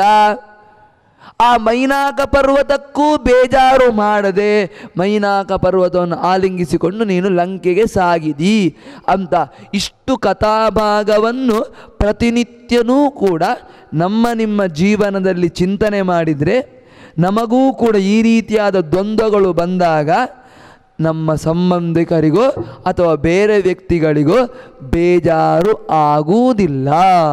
ಅವರಿಗೂ ಕೂಡ ನಮಗೆ ಆವತ್ತಿಗೆ ಏನು ಮಾಡಬೇಕೆಂಬ ಸೂಚನೆ ನಮಗೆ ದೇವರು ಪ್ರೇರಣೆ ಮಾಡ್ತಾನೆ, ಹನುಮ ಪ್ರೇರಣೆ ಮಾಡಿ ಆ ಹತ್ತಿರದ ವ್ಯಕ್ತಿಗೆ ಬೇಜಾರು ಆಗದಂತೆ ದೇವರು ಎಷ್ಟೋ ಸಂದರ್ಭಗಳು ನಿಮ್ಮ ಜೀವನದಲ್ಲಿ ಬರ್ತದೆ ನೋಡಿ. ಇಂಥದ್ದು ಬೇಜಾರು ಆಗದಂತೆ ಹನುಮಂತ ನಮ್ಮನ್ನು ಕಾಪಿಡ್ತಾನೆ. ಆದ್ದರಿಂದ ಈ ಕಥೆಯನ್ನು ಚಿಂತನೆ ಮಾಡುವ ಮೂಲಕ ನಮಗೂ ಕೂಡ ನಮ್ಮ ಜೀವನ ಸುಂದರ ಆಗುವುದರಿಂದ ಇದನ್ನು ಸುಂದರಕಾಂಡ. ಅಂತಹ ಮೈನಾಕ ಪರ್ವತ ನೈವಾತ್ರ ವಿಶ್ರಮಣ ಮೈಚ್ಛದ ವಿಶ್ರಮೌಸೌ ನಿಸ್ಸೀಮ ಪೌರುಷ ಬಲಸ್ಯ ಕುತಶ್ರಮೋಸ್ಯ. ಕೇಳ್ತಾರೆ, ವಿಶ್ರಾಂತಿ ಬೇಡ ನನಗೆ, ಯಾಕೆ ಗೊತ್ತು? ನಿಸ್ಸೀಮ ಪೌರುಷ ಬಲಹ, ಹನುಮಂತನ ಬಲ ಉಂಟಲ್ವಾ ಅದು ನಿಸ್ಸೀಮವಾದದ್ದು, ಅದಕ್ಕೊಂದು ಸೀಮೆ ಅಂತ ಇಲ್ಲ. ನಾನು ನಿನ್ನೆ ಹೇಳಿದಂತೆ ಎಲ್ಲ ಬಲಕ್ಕೂ ಕೂಡ ಒಂದು ಸೀಮೆ ಅಂತ ಉಂಟು. ಕಣ್ಣಿನ ಬಲಕ್ಕೂ, ಕೈಯ ಬಲಕ್ಕೂ, ಕಾಲಿನ ಬಲಕ್ಕೂ. ಒಂದು 2 ಗಂಟೆ ಪರೀಕ್ಷೆ ಡ್ಯೂಟಿ ಮಾಡಿದರೆ, ಈ ಯೂನಿವರ್ಸಿಟಿ ಪರೀಕ್ಷೆ ಇರ್ತದೆ ನೋಡಿ, ಅಲ್ಲಿ ಕೂತ್ಕೊಳ್ಳಿಕ್ಕಿಲ್ಲ, ನಿಂತ್ಕೊಂಡು ಡ್ಯೂಟಿ ಮಾಡ್ತಾನೇ ಇರಬೇಕು. ಈ ಅಧ್ಯಾಪಕರಿಗೆಲ್ಲ ಇದು ಗೊತ್ತಿರ್ತದೆ, ಅಧ್ಯಾಪಕರಾದವ್ರಿಗೆ. ಈ ಯೂನಿವರ್ಸಿಟಿ ಪರೀಕ್ಷೆಯಲ್ಲಿ ಕೂತ್ಕೊಳ್ಳಿಕ್ಕಿಲ್ಲ, ತಿರುಗ್ತಾನೇ ಇರಬೇಕು ಅಧ್ಯಾಪಕ. 2 ಗಂಟೆನೂ ಕೂಡ ತಿರುಗ್ತಾನೇ ಇರಬೇಕು. 2 ಗಂಟೆ ತಿರುಗಿ ಉಂಟಲ್ವಾ, ಜಯಂತ ಮತ್ತು ಶಂಭುಗೆ ಸುಸ್ತಾಗ್ಲಿಕ್ಕೆ ಶುರು ಆಗ್ತದೆ. ಜಯಂತ ಶಂಭುಗೆ ಸುಸ್ತಾದ ಮೇಲೆ ಪರೀಕ್ಷೆ ಡ್ಯೂಟಿ ಮುಗಿದ ತಕ್ಷಣ ಸ್ಟಾಫ್ ರೂಮಲ್ಲಿ ಕೂತ್ಕೊಂಡ ಮೇಲೆ ಅಬ್ಬಾ ಅಂತ ಉಸಿರು ಬಿಡ್ತಾನೆ. ಅಬ್ಬಾ ಅಂತ ಸುಸ್ತಾಗಲಿಕ್ಕೆ ಶುರುವಾಗಿ ಆಯಿತು. ಅಂದರೆ ಏನಾಯಿತು? ಜಯಂತ ಶಂಭು ವಿಶ್ರಾಂತಿ ಬೇಕಂತ ಬಯಸ್ತಾನೆ. ಎಷ್ಟೇ ಆಗಲಿ ಮೊಬೈಲ್ ನೋಡ್ತಾನೆ ನೋಡ್ತಾನೆ ನೋಡ್ತಾನೆ ನೋಡ್ತಾನೆ, ಮತ್ತು ಕಣ್ಣಿಗೆ ನೋವು ಬರಲಿಕ್ಕೆ ಶುರು ಆಗ್ತದೆ, ಮತ್ತು ಕಣ್ಣು ಮುಚ್ಚುವಂತ ಮಲಗ್ತಾನೆ. ನಿಮ್ಮ ಜೀವನದಲ್ಲಿ ಅನುಭವ ತಾನೆ. ತಿಂತಾನೆ ತಿಂತಾನೆ ತಿಂತಾನೆ, ತಿಂದು ಜಾಸ್ತಿಯಾಗಿ ಇವತ್ತು ಸಂಜೆ ಊಟವೇ ಬೇಡ ಅಂತ ತೋರ್ತೇವೆ ಅವನಿಗೆ. ಎಲ್ಲವೂ ಕೂಡ ವಿಶ್ರಾಂತಿ ಬಯಸ್ತದೆ. ಅಂದರೆ ನಾವು ವಿಶ್ರಾಂತಿ ಕೊಡುವಾಗ ವಿಶ್ರಾಂತಿ ಕೊಡುವುದಿಲ್ಲ. ಹೊಟ್ಟೆಗೆ ಯಾವಾಗ ವಿಶ್ರಾಂತಿ ಕೊಡಬೇಕು ಆ ದಿವಸ ವಿಶ್ರಾಂತಿ ಕೊಡುವುದಿಲ್ಲ. ಊಟ ಜಾಸ್ತಿ ಆದರೆ ಸಂಜೆ ಬೇಕಾದರೆ ಉಪವಾಸ ಕೂತ್ಕೊಂಡು ಮಲಗ್ತೇವೆ. ನಾಡ್ದು ಆದಿತ್ಯವಾರ ಹೊಟ್ಟೆಗೆ ವಿಶ್ರಾಂತಿ ಕೊಡುವುದಿಲ್ಲ. ಆದಿತ್ಯವಾರ ಬಕ ಬಕ ತಿಂತೇವೆ 3 ಹೊತ್ತು ಅಂತ. ನಮ್ದು ಏಳುವಾಗನೇ ಶುರು ಆಗ್ತದೆ ತಲೆನೋವು ಅಂತ. ಏಳುವಾಗನೇ ತಲೆನೋವು. ಸ್ವಲ್ಪ ಕಾಫಿ ಕುಡಿಯುವ ಇಲ್ಲ ಚಹಾ ಕುಡಿಯುವ ಅಂತ. ಆಯಿತಾ? ಈ ಕಾಫಿ ಚಹಾ ಕುಡ್ದಾಯ್ತು, ಇನ್ನು ಸ್ವಲ್ಪ ಫಲಹಾರ ಮಾಡುವ ಆಯ್ತು. ಬೆಳಿಗ್ಗೆ ತಿಂದಾಯ್ತು, ಇನ್ನು ಮಧ್ಯಾಹ್ನ ಸ್ವಲ್ಪ ತಿನ್ನುವ ಇನ್ನು ಸಂಜೆ ಮತ್ತು ರಾತ್ರಿ. ಹೊಟ್ಟೆಗೆ ಯಾವಾಗ ವಿಶ್ರಾಂತಿ ಕೊಡಬೇಕು ಆವಾಗ ವಿಶ್ರಾಂತಿ ಕೊಡೋದಿಲ್ಲ. ಯಾವಾಗ ವಿಶ್ರಾಂತಿ ಕೊಡಬಾರ್ದು ಸರ್ರಿ ಮಧ್ಯಾಹ್ನ ಸಂಜೆ ಬೇಕಾದರೆ ವಿಶ್ರಾಂತಿ ಕೊಡ್ತೇವೆ. ಇದು ನಿಮ್ಮ ಕ್ಯಾರೆಕ್ಟರ್. ಹನುಮನ ಕ್ಯಾರೆಕ್ಟರ್ ಹಾಗಲ್ಲ. ವಿಶ್ರಾಂತಿ ಬಯಸ್ತದೆ ಹೊಟ್ಟೆಯೂ ಕೂಡ. ಆದರೆ ನಿಸ್ಸೀಮ ಪೌರುಷ ಬಲಸ್ಯ, ಹನುಮಂತನ ಬಲ ಉಂಟಲ್ವ ಅದು ನಿಸ್ಸೀಮವಾದದ್ದು, ಸೀಮೆಯೇ ಇಲ್ಲ. ಹನುಮಂತ ಒಂದು ದಿವಸವೂ ಕೂಡ ವಿಶ್ರಾಂತಿಯನ್ನು ಬಯಸುವುದೇ ಇಲ್ಲ ನೋಡಿ. ಒಂದು ವೇಳೆ ಹನುಮಂತ ವಿಶ್ರಾಂತಿ ಬಯಸಿದ ಅಂತಾದರೆ ಪರ್ಮನೆಂಟ್ ನಮಗೆ ಹರಿಶ್ಚಂದ್ರ ಘಾಟೆ ವಿಶ್ರಾಂತಿಯ, ಮತ್ತೆ ಏಳಲಿಕ್ಕೆ ಇಲ್ಲ. ಹರಿಶ್ಚಂದ್ರ ಘಾಟಲ್ಲಿಯೇ ನಮ್ಮದು, ಕರ್ಕೊಂಡು ಹೋಗೋದೇ ಅಲ್ಲಿಗೆ. ಬೇಡ ಒಂದು ಬೀಡಿನಗೊಡ್ಡೆ. ಇನ್ನು ಕೆಲವರಿಗೆ ಕಾಶಿಯಲ್ಲಿ ಸುಟ್ಟರೆ ಭಾರಿ ಸ್ವರ್ಗ ಆಗೋದಂತೇಳಿ ಕಾಶಿಗೆ ಕರ್ಕೊಂಡು ಹರಿಶ್ಚಂದ್ರ ಎಲ್ಲಿಗಾದ ಅಲ್ಲೇ ಮುಗೀತು ನಮ್ದು. ಇವ ಬಯಸುವುದಿಲ್ಲ. ಅದು ನಿಸ್ಸೀಮ ಪೌರುಷ ಬಲಸ್ಯ ಕುತಶ್ರಮೋಸ್ಯ. ಅದಕ್ಕೇನು ಮಾಡಿದ? ನನಗೆ ವಿಶ್ರಾಂತಿ ಅಗತ್ಯ ಇಲ್ಲ ಅಂದ್ಕೊಂಡ, ಅವನನ್ನು ಆಲಿಂಗನೆ ಮಾಡಿಕೊಂಡ, ಅಲ್ಲಿಂದ ಮುಂದೆ ಸಾಗಿದ. ಈ ಮೂಲಕ ಯಾರಿಗೆ ಸಂತೋಷವನ್ನು ಕೊಟ್ಟ. ತುಷ್ಟಾಯ ನಮಃ, ಸಂತೋಷಗೊಳಿಸುವವನು. ಮೈನಾಕನನ್ನು ಆಲಿಂಗನೆ ಮಾಡಿಕೊಳ್ಳುವ ಮೂಲಕ ಹನುಮಂತ ಮೈನಾಕನನ್ನು ಸಂತೋಷಗೊಳಿಸಿದ. ಶ್ರೀ ತುಷ್ಟಾಯ ನಮಃ. ಶ್ರೀ ಸಂತೋಷಗೊಳಿ. ಇಂತಹ ಸಂದರ್ಭ ನಿಮ್ಮ ಜೀವನದಲ್ಲಿ ಬಂದರೂ ಕೂಡ ಈ ಕಥೆಯನ್ನು ಚಿಂತನೆ ಮಾಡುವ ಮೂಲಕ ಪಕ್ಕದಲ್ಲಿರುವಂತಹ ವ್ಯಕ್ತಿಗೆ ಹನುಮಂತ ಸಂತೋಷಗೊಳಿಸ್ತಾನೆ ಅಂತ. ಮೈನಾಕನಿಂದ ಮುಂದೆ ಹೋದ. ಮಣ್ಣು ಬಂತು ಮೇಲೆ, ಅಂದರೆ ಮಣ್ಣಿನದ್ದೇ ಅಂಶವಾದ ಪರ್ವತ ಮೇಲೆ ಬಂತು. ಮಣ್ಣನ್ನು ದೂರ ಮಾಡಿದ. ಅಂದರೆ ಮಣ್ಣಿಗೋಸ್ಕರ ತುಂಬ ಹೋರಾಡಲಿಕ್ಕೆ ಹೋಗಬೇಡಿ. ಮಣ್ಣು ಮಣ್ಣು ಮಣ್ಣು, ಇದು ಮಣ್ಣು ಹೌದು, ಹೊನ್ನು ಹೌದು, ಬಂಗಾರೂ ಹೌದು, ಮಣ್ಣು ಹೌದು. ಬಂಗಾರಿಗೆ ಮತ್ತು ಮಣ್ಣಿಗೆ ತುಂಬ ಹೋರಾಡಲಿಕ್ಕೆ ಹೋಗಬೇಡಿ ಎಂಬ ಸಂದೇಶವನ್ನು ಕೂಡ ಹನುಮಂತ ಮೈನಾಕವನ್ನು ದೂರ ಮಾಡುವ ಮೂಲಕ ತೋರಿಸ್ತಾ ಇದ್ದಾನೆ. ನಾವು ಜೀವನದಲ್ಲಿ ಹೊಡೆದುಕೊಳ್ಳುವುದೇ ಇದಕ್ಕಲ್ಲ. ನನ್ನ ಆಸ್ತಿ ನನ್ನ ಆಸ್ತಿ ನನ್ನ ಆಸ್ತಿ, ನನ್ನ ಬಂಗಾರು ನನ್ನ ಬಂಗಾರು ನನ್ನ ಬಂಗಾರು. ಇದು ಬಂಗಾರದ್ದೇ ಪರ್ವತ. ಆದ್ದರಿಂದ ಮಣ್ಣಿಗೆ ಮತ್ತು ಹೊನ್ನಿಗೆ ತುಂಬ ಆಸೆ ಪಡಬೇಡಿ, ಬಂಗಾರಿಗೆ ತುಂಬ ಆಸೆ ಪಡಬೇಡಿ. ಪಟ್ರ್ಯ ರಾಮ ಸಿಗುವುದಿಲ್ಲ, ಪಟ್ಲಿಲ್ವಾ ರಾಮ ಸಿಗ್ತಾನೆ, ರಾಮನ ಅನುಗ್ರಹ ನಮಗೆ ಸಿಗ್ತದೆ ಎಂಬ ಸಂದೇಶವನ್ನು ಮೈನಾಕನನ್ನು ದೂರ ಮಾಡುವ ಮೂಲಕ ಹನುಮಂತ ನಿಮಗೆ ತೋರಿಸ್ತಾ ಇದ್ದಾನೆ. ಆಯ್ತು, ಮಣ್ಣಾಯಿತು, ಹೊನ್ನಾಯಿತು. ಮುಂದೆ ಯಾರು ಬಂದದ್ದು ಕೇಳಿದ್ರೆ ಒಂದು ಹೆಣ್ಣು. ಎಲ್ಲವೂ ಬಂದರು. ನಮ್ಮ ಸಾಧನೆ ದಾರಿಯಲ್ಲಿ ಯಾರ್ಯಾರು ನಮಗೆ ತೊಂದರೆ ಕೊಡ್ತಾರೆ ಅಂದರೆ ಹೆಣ್ಣು ಮಕ್ಕಳು ತೊಂದರೆ ಕೊಡುವವರಂತಲ್ಲ, ಇನ್ನು ಬಡಿಬೇಡಿ. ಹೆಣ್ಣು ಮಕ್ಕಳು ತೊಂದರೆ ಕೊಡ್ತಾರಂತಲ್ಲ, ಹೆಣ್ಣು ಮಕ್ಕಳ ಮೇಲೆ ಜಾಸ್ತಿ ವ್ಯಾಮೋಹ ಇದ್ದರೆ ತೊಂದರೆ ಆಗ್ತದೆ ಎಂದು ಹನುಮಂತ ತೋರಿಸ್ತಾ ಇದ್ದಾನೆ. ಹೆಣ್ಣು ಮಕ್ಕಳು ತೊಂದರೆ ಕೊಡುವವರಂತಲ್ಲ. ಅದು ಮಣ್ಣು ನಮಗೆ ಕೂತ್ಕೊಳ್ಳಿಕ್ಕೆ ಮಣ್ಣು ಬೇಡವಾ? ಮಣ್ಣು ಬೇಕೇ. ಜಾಸ್ತಿ ಮಣ್ಣಿನ ಆಸೆ ಇರಬಾರ್ದು. ಹೆಣ್ಣು ಮಕ್ಕಳು ಮೈಗೆ ಬಂಗಾರ ಹಾಕೊಳ್ಳೇಬೇಕು. ಎಲ್ಲರೂ ಬಂಗಾರ ಮೈಯಲ್ಲಿ ಧರಿಸಿಕೊಳ್ಬೇಕು. ಜಾಸ್ತಿ ವಿಪರೀತವಾಗಿ ಮನೆಯಲ್ಲಿ ಕೂಡಿಡಬೇಡಿ ಅಂತ ಎಂಬ ಸಂದೇಶವನ್ನು ಕೊಟ್ಟದ್ದು ಅಷ್ಟೇ ಹೊರತು ಬೇರೆ ಯಾವುದೋ ಸಂಕೇತ ಅಲ್ಲ. ಮೇಲೆ ಬಂದು ಯಾರು ಬಂದರು? ಸುರಸೆ ಬಂದು. ಈ ಸುರಸೆ ಎನ್ನುವಳು ನಾಲಿಗೆಯ ಸಂಕೇತ, ಜಿಹ್ವಾ ಚಾಪಲ್ಯಕ್ಕೆ ಸಂಕೇತ. ಈ ಸುರಸೆಗೆ ದೇವತೆಗಳೇ ಕಳಿಸಿದ್ದು ನೋಡಿ. ಯಾಕೆ ಕಳಿಸಿದ್ರು ಎನ್ನುವುದು ಮುಂದೆ ನೋಡುವ. ದೇವತೆಗಳೇ ಕಳಿಸಿದ್ದು. ಸುರಸೆ, ನೀನು ಏನೇನು ಬಯಸ್ತೀಯೋ ಅದೆಲ್ಲ ನಿನ್ನ ಬಾಯಿಗೆ ಬೀಳಲಿ ಎಂಬುದಾಗಿ ದೇವತೆಗಳ ವರ. ಅವಳು ಏನೇನು ಬಯಸ್ತಾಳೋ ಅದೆಲ್ಲ ಅವಳ ಬಾಯಿಗೆ ಬಂದು ಬೀಳಲಿ ಅಂತ ದೇವತೆಗಳ ವರ. ಆ ಸುರಸೆ ಬಂದು ಏನಾಯಿತು ಕೇಳಿದರೆ, ನನ್ನ ಬಾಯಿ ದೇವತೆಗಳ ವರ ಉಂಟು, ನೀನು ನನಗೆ ಆಹಾರವಾಗಬೇಕು ಅಂದ ಸುರಸೆ. ಹನುಮಂತ ಅಂದ, ಈಗ ರಾಮ ಕಾರ್ಯಕ್ಕೆ ಹೊರಟಿದ್ದೇನೆ, ಈಗ ಇದೆಲ್ಲ ಮಾಡ್ತಾ ಕೂತ್ಕೊಂಡ್ರೆ ರಾಮ ಕಾರ್ಯ ನಿಧಾನವಾಗ್ತದೆ ಅಂತ ಹೇಳ್ತಾನೆ. ಅದಕ್ಕೆ ಸುರಸೆ ಅದೇ ದೇವತೆಗಳು ವರ ಕೊಟ್ಟು ಕಳಿಸ್ತಾರೆ. ಈ ದೇವತೆಗಳಿಗೂ ಬೇಜಾರಾಗಬಾರ್ದು, ಈತ ರಾಮ ಕಾರ್ಯವೂ ನಿಲ್ಲಬಾರ್ದು. ಅವಳು ಬಯಸಿದ್ದೆಲ್ಲ ಅವಳಿಗೆ ಆಹಾರ. ಅದಕ್ಕೆ ಹನುಮ ಏನು ಮಾಡಿದ? ಸುರಸೆ ಬಾಯಿ ತೆಗೆದ್ಲು. ಹನುಮ ಬೆಳೆದ. ಅವಳು ಇನ್ನೂ ತನ್ನ ಬಾಯಿಯನ್ನು ಅಗಲ ಮಾಡಿದ್ದು. ಹನುಮಂತನು ಇನ್ನೂ ಬೆಳೆದ. ನಾವು ಬಾಯಿ ತೆಗಿತೇವೆ, ಜಾಸ್ತಿ ಬಾಯಿ ತೆಗೆದ್ರೆ ಸೊಳ್ಳೆ ಒಳಗೆ ಹೋಗ್ತೇವೆ ಅನ್ನೋ ಬೆತ್ತೆ. ಹನುಮಂತ ಏನು ಒಳಗೆ ಹೋಗುವುದಿಲ್ಲ, ಸೊಳ್ಳೆ ಒಳಗೆ ಹೋಗ್ತದೆ. ನಾವು ಬಾಯಿ ತೆಗಿಲಿಕ್ಕೆ ಏನು ಕಷ್ಟವೇ ಇಲ್ಲ. ಅದು ನಮಗೆ ಬಾಯಿ ನೋಡಿ, ನೀವೇ ಯೋಚನೆ. ನಾವು ಬಾಯಿ ತೆಗೆಯೋದು ಯಾವಾಗ ಗೊತ್ತುಂಟಾ? ದೇವರ ಪದ್ಯ ಹೇಳುವಾಗ, ಜಪ ಮಾಡುವಾಗ, ಪೂಜೆ ಮಾಡುವಾಗ, ಪ್ರವಚನ ಕೇಳುವಾಗ, ಇಂಥ ಸಂದರ್ಭದಲ್ಲಿ ಮಾತ್ರ ನಾವು ಬಾಯಿ ತೆಗೆಯೋದು. ಮೊಬೈಲ್ ನೋಡುವಾಗ, ಟಿ ವಿ ನೋಡುವಾಗ ಅಪ್ಪಿ ತಪ್ಪಿಯೂ ನಮ್ಮ ಬಾಯಲ್ಲಿ ಆಕಳಿಕೆ ಬರುವುದೇ ಇಲ್ಲ. ಅಷ್ಟೇ. ಹನುಮಂತನಿಗೂ ಸುರಸೆಗೂ ನಮಗೂ ವ್ಯತ್ಯಾಸ. ಸುರಸೆ ಹನುಮಂತ ಬಾಯಿಯೊಳಗೆ ಪ್ರವೇಶ ಮಾಡಿ ಅಂತ ಬಾಯಿ ತೆಗೆದು, ನಾವು ಸೊಳ್ಳೆಗಳು ನಮ್ಮ ಬಾಯಿಯೊಳಗೆ ಹೋಗಲಿ ಅಂದರೆ ನಾವು ಬಾಯಿ ತೆಗೆಯೋದು ಅಷ್ಟೇ. ಇರಲಿ, ಹನುಮಂತನು ಬೆಳೆದ, ಇವಳು ಬೆಳೆದು. ದೇವತೆಗಳ ವರವನ್ನು ಸತ್ಯ ಮಾಡಬೇಕೀಗ. ಸೀದಾ ಹನುಮಂತ ಅವಳು ಬಾಯಿಯೊಳಗೆ ಹೋದ. ಅವಳು ಬಾಯಿ ಮುಚ್ಚುವುದಕ್ಕಿಂತ ಮುಂಚೆ ಹನುಮಂತ ಅವಳ ಬಾಯಿಂದ ಹೊರಗೆ ಬಂದ ನೋಡಿ. ಸುರಸೆ ಕೇಳಿದ್ಲು. ಸುರಸೆ ಎತ್ತ ಹೇಳಿದರ್ಮ, ನಾನು ನಿನ್ನ ಬಾಯಿಯೊಳಗೆ ಹೋದೆ, ಎಷ್ಟೊತ್ತಿಗೆ ಹೋದೆ? ಈಗ ಹೋದೆ ಅಂದ ಹನುಮ. ಹೌದಾ ಅಂದ. ಹೋಗಿ ಹೊರಗೆ ಬಂದಾಯ್ತು ಅಮ್ಮ ಅಂದ. ಅವಳಿಗೆ ಭಾರಿ ಖುಷಿಯಾಯಿತು. ದೇವತೆಗಳೆಲ್ಲ ಮೇಲಿಂದ ಪುಷ್ಪವೃಷ್ಟಿ ಮಾಡಿದ್ರಂತೆ. ಅತ್ತ ದೇವತೆಗಳಿಗೂ ಬೇಜಾರಾಗಬಾರ್ದು, ಯಾಕಂದ್ರೆ ದೇವತೆಗಳು ಅವರ ಭಕ್ತರು, ಹನುಮನ ಭಕ್ತರು. ಅವರು ಯಾಕೆ ಸುರಸೆಯನ್ನು ಕಳಿಸಿದ್ದು ಕೇಳಿದರೆ, ಹನುಮಂತನ ಸಾಮರ್ಥ್ಯವನ್ನು ಎಲ್ಲ ಲೋಕಗಳು ಕೂಡ ನೋಡಲಿ ಎನ್ನುವ ಕಾರಣಕ್ಕೆ ಕಳಿಸಿದ್ದು.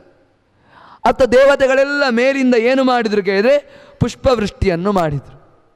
ಮೇಲಿಂದ ಪುಷ್ಪವೃಷ್ಟಿಯನ್ನು ಮಾಡಿದರು. ಸುರಸೆಗೆ ಹನುಮ ಅನುಗ್ರಹ ಮಾಡಿದ. ಅಲ್ಲಿಂದ ಮುಂದೆ ಸಾಗಿದ.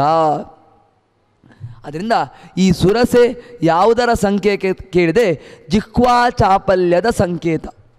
ಜಿಹ್ವಾ ಚಾಪಲ್ಯದ ತುಂಬ ನಾಲಿಗೆಯಲ್ಲಿ ಆಸೆ ಬೇಕು ಅಂತ ಆಸೆ ಮೊದಲು ನಾಲಿಗೆಯನ್ನು ಕಂಟ್ರೋಲ್ ಮಾಡಬೇಕು. ನಾವು ನಾಲಿಗೆಯನ್ನು ಕಂಟ್ರೋಲ್ ಮಾಡಲಿಲ್ಲದಿದ್ದರೆ ದೇವರು ಸಿಗುವುದಿಲ್ಲ. ಭಾಗವತವು ಕೂಡ ಇದನ್ನೇ ಹೇಳುದು. ಮೊದಲು ನಮ್ಮ ನಾಲಿಗೆಯನ್ನು ನಮ್ಮ ಹತೋಟಿಯಲ್ಲಿ ಇಟ್ಕೊಳ್ಬೇಕು. ನಾಲಿಗೆ ಬೇಕು ಹೇಳ್ತದೆ, ಅದು ಬೇಕು ಹೇಳಿದರೆ ನಾವು ಕೊಡ್ಲಿಕ್ಕೆ ಹೋಗಬಾರ್ದು ಎಂಬ ಸಂಕೇತವನ್ನು ಹನುಮಂತ ತೋರಿಸ್ತಾ ಇದ್ದಾನೆ. ಆ ಸುರಸೆಗೆ ಅನುಗ್ರಹ ಮಾಡಿ ಹನುಮಂತ ಮುಂದೆ ಸಾಗಿದ. ಅದನ್ನ ಹನುಮಂತನ ಬಲ ಅದು ವಿಶಿಷ್ಟವಾದಂತಹ ಬಲ. ನಮ್ಮ ಹಿರಿಯ ದೈವ ಅವನು. ಯಾವಾಗದಿಂದ ನಮ್ಮ ಜೊತೆಗೆ ಇರ್ತಾನೆ ಕೇಳಿದೆ, ನಾವು ಯಾವಾಗ ಗರ್ಭವನ್ನು ಪ್ರವೇಶ ಮಾಡ್ತೇವೆ, ತಾಯಿಯ ಗರ್ಭವನ್ನು, ಅಂದಿನಿಂದ ನಾವು ದೇಹ ಬಿಡುವವರೆಗೂ ನಮ್ಮ ಜೊತೆಗೆ ಇರ್ತಾನೆ. ನಾವು ತಾಯಿಯ ಗರ್ಭವನ್ನು ಯಾವಾಗ ಪ್ರವೇಶಿಸ್ತೇವೆ, ತಾಯಿಯ ಗರ್ಭವನ್ನು ಪ್ರವೇಶಿಸಿದ್ರಿಂದ ಕಡೆಯ ತನಕ, ನಾವು ಪ್ರಾಣ ಬಿಡುವ ತನಕನೂ ನಮ್ಮ ಜೊತೆಗೆ ಇರ್ತಾನೆ. ಅಷ್ಟೇನಾ? ಪ್ರಾಣ ಬಿಟ್ಟಾಯಿತು, ಪ್ರಾಣ ಬಿಟ್ಟ ಮೇಲೂ ನಮ್ಮ ಜೊತೆಗೆ ಇರ್ತಾನೆ. ಮೋಕ್ಷದ ತನಕನೂ ಕೂಡ ನಮ್ಮ ಜೊತೆಗೆ ಇರ್ತಾನೆ, ನಮ್ಮೊಟ್ಟಿಗೆ ಒಟ್ಟಿಗೆ ಇರ್ತಾನೆ. ಆದ್ದರಿಂದ ಅವನನ್ನು ಹಿರಿಯ ದೈವ ಅಂತ. ಎಲ್ಲರಕ್ಕಿಂತನೂ ಕೂಡ ಹಿರಿಯ ದೈವ ಯಾರು ಕೇಳಿದರೆ ನಮಗೆ ಪ್ರಾಣ ಹನುಮ. ರುದ್ರಾದಿ ದೇವತೆಗಳಿಗಿಂತಲೂ ಕೂಡ ನಮಗೆ ಹಿರಿಯ ದೈವನಾದವನು ಈ ಪ್ರಾಣ. ಅಂತಹ ಪ್ರಾಣ ಮುಂದೆ ಸಾಗಿದ. ಎಲ್ಲಿ ತನಕ ಅನುಗ್ರಹ ಆಯಿತು ಕೇಳಿದರೆ ಈ ಸುರಸೆಗೂ ಎಲ್ಲ ದೇವತೆಗಳ ಅನುಗ್ರಹ ಮಾಡಿದರು. ಮೈನಾಕಕ್ಕೂ ಎಲ್ಲ ದೇವತೆಗಳು ಅನುಗ್ರಹ, ಮುಖ್ಯವಾಗಿ ಇಂದ್ರ ಅನುಗ್ರಹ ಮಾಡಿತ್ತು ಆ ಮೈನಾಕಕ್ಕೂ ಕೂಡ. ಅವನು ಹೇಳ್ತಾನೆ, ಅಭಯಂ ತೇ ಪ್ರಯಚ್ಛಾಮಿ ತಿಷ್ಠ ಸೌಮ್ಯ ಯಥಾ ಸುಖಂ. ಈ ಮೈನಾಕ ಹೆದರಿ, ಯಾರಿಗೆ ಹೆದರಿ ಸಮುದ್ರದೊಳಗಿದ್ದದ್ದು? ಇಂದ್ರನಿಗೆ ಹೆದರಿ ಸಮುದ್ರದೊಳಗಿದ್ದದ್ದು. ಯಾವಾಗ ವಾಯುದೇವರು ಆ ಮೈನಾಕನನ್ನು ಆಲಿಂಗನೆ ಮಾಡಿಕೊಂಡ್ರು ಆದಮೇಲೆ ಇಂದ್ರದೇವರೇ ಬಂದು ಹೇಳ್ತಾರಂತೆ, ಇನ್ನು ನಾನು ನಿನ್ನ ಸುದ್ದಿಗೆ ಬರುವುದಿಲ್ಲ, ನೀನು ಆರಾಮಾಗಿ ಇನ್ನು ಸಮುದ್ರದ ಮೇಲೆ ಇರ್ಬೋದು. ಯಾಕಂದರೆ ವಾಯುದೇವರ ಸ್ಪರ್ಶ ಆಯಿತು ನಿನಗೆ. ವಾಯುದೇವರ ಸ್ಪರ್ಶ ಆದದ್ರಿಂದ ಅಂದಿನಿಂದ ಇಂದ್ರದೇವರು ಕೂಡ ಅವನ ಸುದ್ದಿಗೆ ಬರಲಿಲ್ಲ ಅಂತೆ. ಯಾವಾಗ ನಮಗೆ ವಾಯುದೇವರ ಸ್ಪರ್ಶ ಆಗ್ತದೆ, ವಾಯುದೇವರ ಅನುಗ್ರಹ ಆಗ್ತದೆ, ಆವಾಗ ಯಾವ ದೇವತೆಗಳೂ ಕೂಡ ನಮ್ಮ ಸುದ್ದಿಗೆ ಬರುವುದಿಲ್ಲ. ಅದಕ್ಕೆ ನೋಡಿ, ಇವತ್ತಿಗೂ ಕೂಡ ಒಂದು ಪಂಚಮ ಶನಿ ಬರಲಿ ಅಥವಾ 7.5 ಬರಲಿ, ಏನು ಬಂದರೂ ಕೂಡ ಎಲ್ಲರೂ ಹೇಳೋದು ಹನುಮನಿಗೆ ಒಂದು ರಂಗ್ ಪೂಜೆ ಕೊಡಿ ಅಂತ. ಬೇರೆ ಯಾವ ದೇವತೆಗಳಿಗೂ ಹೇಳೋದಿಲ್ಲ. 7.5 ಎಲ್ಲ ಬಂದರೆ, ಪಂಚಮ ಶನಿ ಆಗಲಿ ಯಾವುದೇ ಬಂದರೆ, ಮೃತ್ಯುಂಜಯ ಏನೇ ಬರಲಿ ಕೂಡ ಹನುಮಂತನಿಗೆ ಒಂದು ರಂಗ್ ಪೂಜೆ ಕೊಡಿ, ಹನುಮಂತನಿಗೆ ಒಂದು ಎಳ್ಳೆಣ್ಣೆ ದೀಪ ಹಚ್ಚಿ ಅಂತ ಹೇಳ್ತಾರೆ. ಇವತ್ತಿಗೂ ಕೂಡ ನಮ್ಮಲ್ಲಿ ಉಂಟು. ಯಾಕೆ ಕೇಳಿದರೆ ಇದೇ ಕಾರಣ. ಹನುಮಂತನ ಸ್ಪರ್ಶ ನಮಗೆ ಆಯಿತು ಅಂತಾದರೆ, ಹನುಮಂತನ ಅನುಗ್ರಹ ಆಯಿತು ಅಂತಾದರೆ ಯಾವ ದೇವತೆಗಳೂ ಕೂಡ ನಮ್ಮ ಹತ್ತಿರ ಬರುವುದಿಲ್ಲ, ನಮಗೆ ತೊಂದರೆ ಕೊಡುವುದಿಲ್ಲ. ಅದರಿಂದ ಈ ಮೈನಾಕ ಮತ್ತು ಈ ಸುರಸೆಯ ಪ್ರಸಂಗವನ್ನು ನಾವು ನೋಡಿದರೆ ನಮಗೆ ಗೊತ್ತಾಗ್ತದೆ. ಅಂತಹ ಮೈನಾಕ ಸುರಸೆಯನ್ನು ಅನುಗ್ರಹ ಮಾಡಿ ಹನುಮಂತ ಮುಂದೆ ಸಾಗಿದ. ಮುಂದೆ ಸಾಗಿದ ಹನುಮಂತನಿಗೆ ದೇವತೆಗಳೆಲ್ಲ ಪುಷ್ಪವೃಷ್ಟಿಯನ್ನು ಮಾಡಿದರು. ದೇವತೆಗಳೆಲ್ಲ ಪುಷ್ಪವೃಷ್ಟಿ ಮಾಡಿ ಪುನಃ ಮುಂದಕ್ಕೆ ಹೋಗುವಾಗ ಸಿಂಹಿಕೆ ಸಿಕ್ಕಿತು. ಇವಳು ಏನು ಕೇಳಿದರೆ ನೆರಳು, ಛಾಯಾಗ್ರಹ. ಯಾರು ಹೋಗ್ತಾ ಇರ್ತಾರೆ ಅವರ ನೆರಳನ್ನು ಹಿಡಿಯೋ ಮೂಲಕ ಅವಳನ್ನು ಆಕರ್ಷಿಸ್ತಾಳೆ. ನಮ್ಮ ನೆರಳಿರ್ತಾ ಆ ನೆರಳನ್ನೇ ಹಿಡಿಯೋ ಮೂಲಕ ಆ ವ್ಯಕ್ತಿಯನ್ನು ಹಿಡಿಯೋಳು. ಇವಳು ದುಷ್ಟ ಸ್ತ್ರೀ, ಒಳ್ಳೆಯವಳಲ್ಲ. ಇಬ್ಬರು ಬಂದವರು ಒಳ್ಳೆಯವಳು, ಮೈನಾಕನೂ ಒಳ್ಳೆಯವ, ಸುರಸೆಯೂ ಒಳ್ಳೆಯವಳು. ಆದರೆ ಈ ಸಿಂಹಿಕೆ ಮಾತ್ರ ಒಳ್ಳೆಯವಳಲ್ಲ. ಈ ಸಿಂಹಿಕೆ ಏನು ಮಾಡಿದ್ಲು? ಹನುಮಂತ ಇವರಿಗೆ ಬ್ರಹ್ಮದೇವರ ವರ ಇತ್ತು. ಬ್ರಹ್ಮದೇವರ ವರದಿಂದ ಯಾರು ಹೋಗ್ತಾರೆ ಅವರನ್ನೆಲ್ಲ ನೆರಳನ್ನು ಹಿಡಿಯುವ ಮೂಲಕ ಅವಳಿಗೆ ಆಹಾರ ಆಗ್ತಾ ಇತ್ತು. ಈಗ ಹನುಮಂತ ಹೋಗುವಾಗನು ಹನುಮಂತನಿಗೆ ಕೂಡ ಹೀಗೇ ಮಾಡಿದಳು.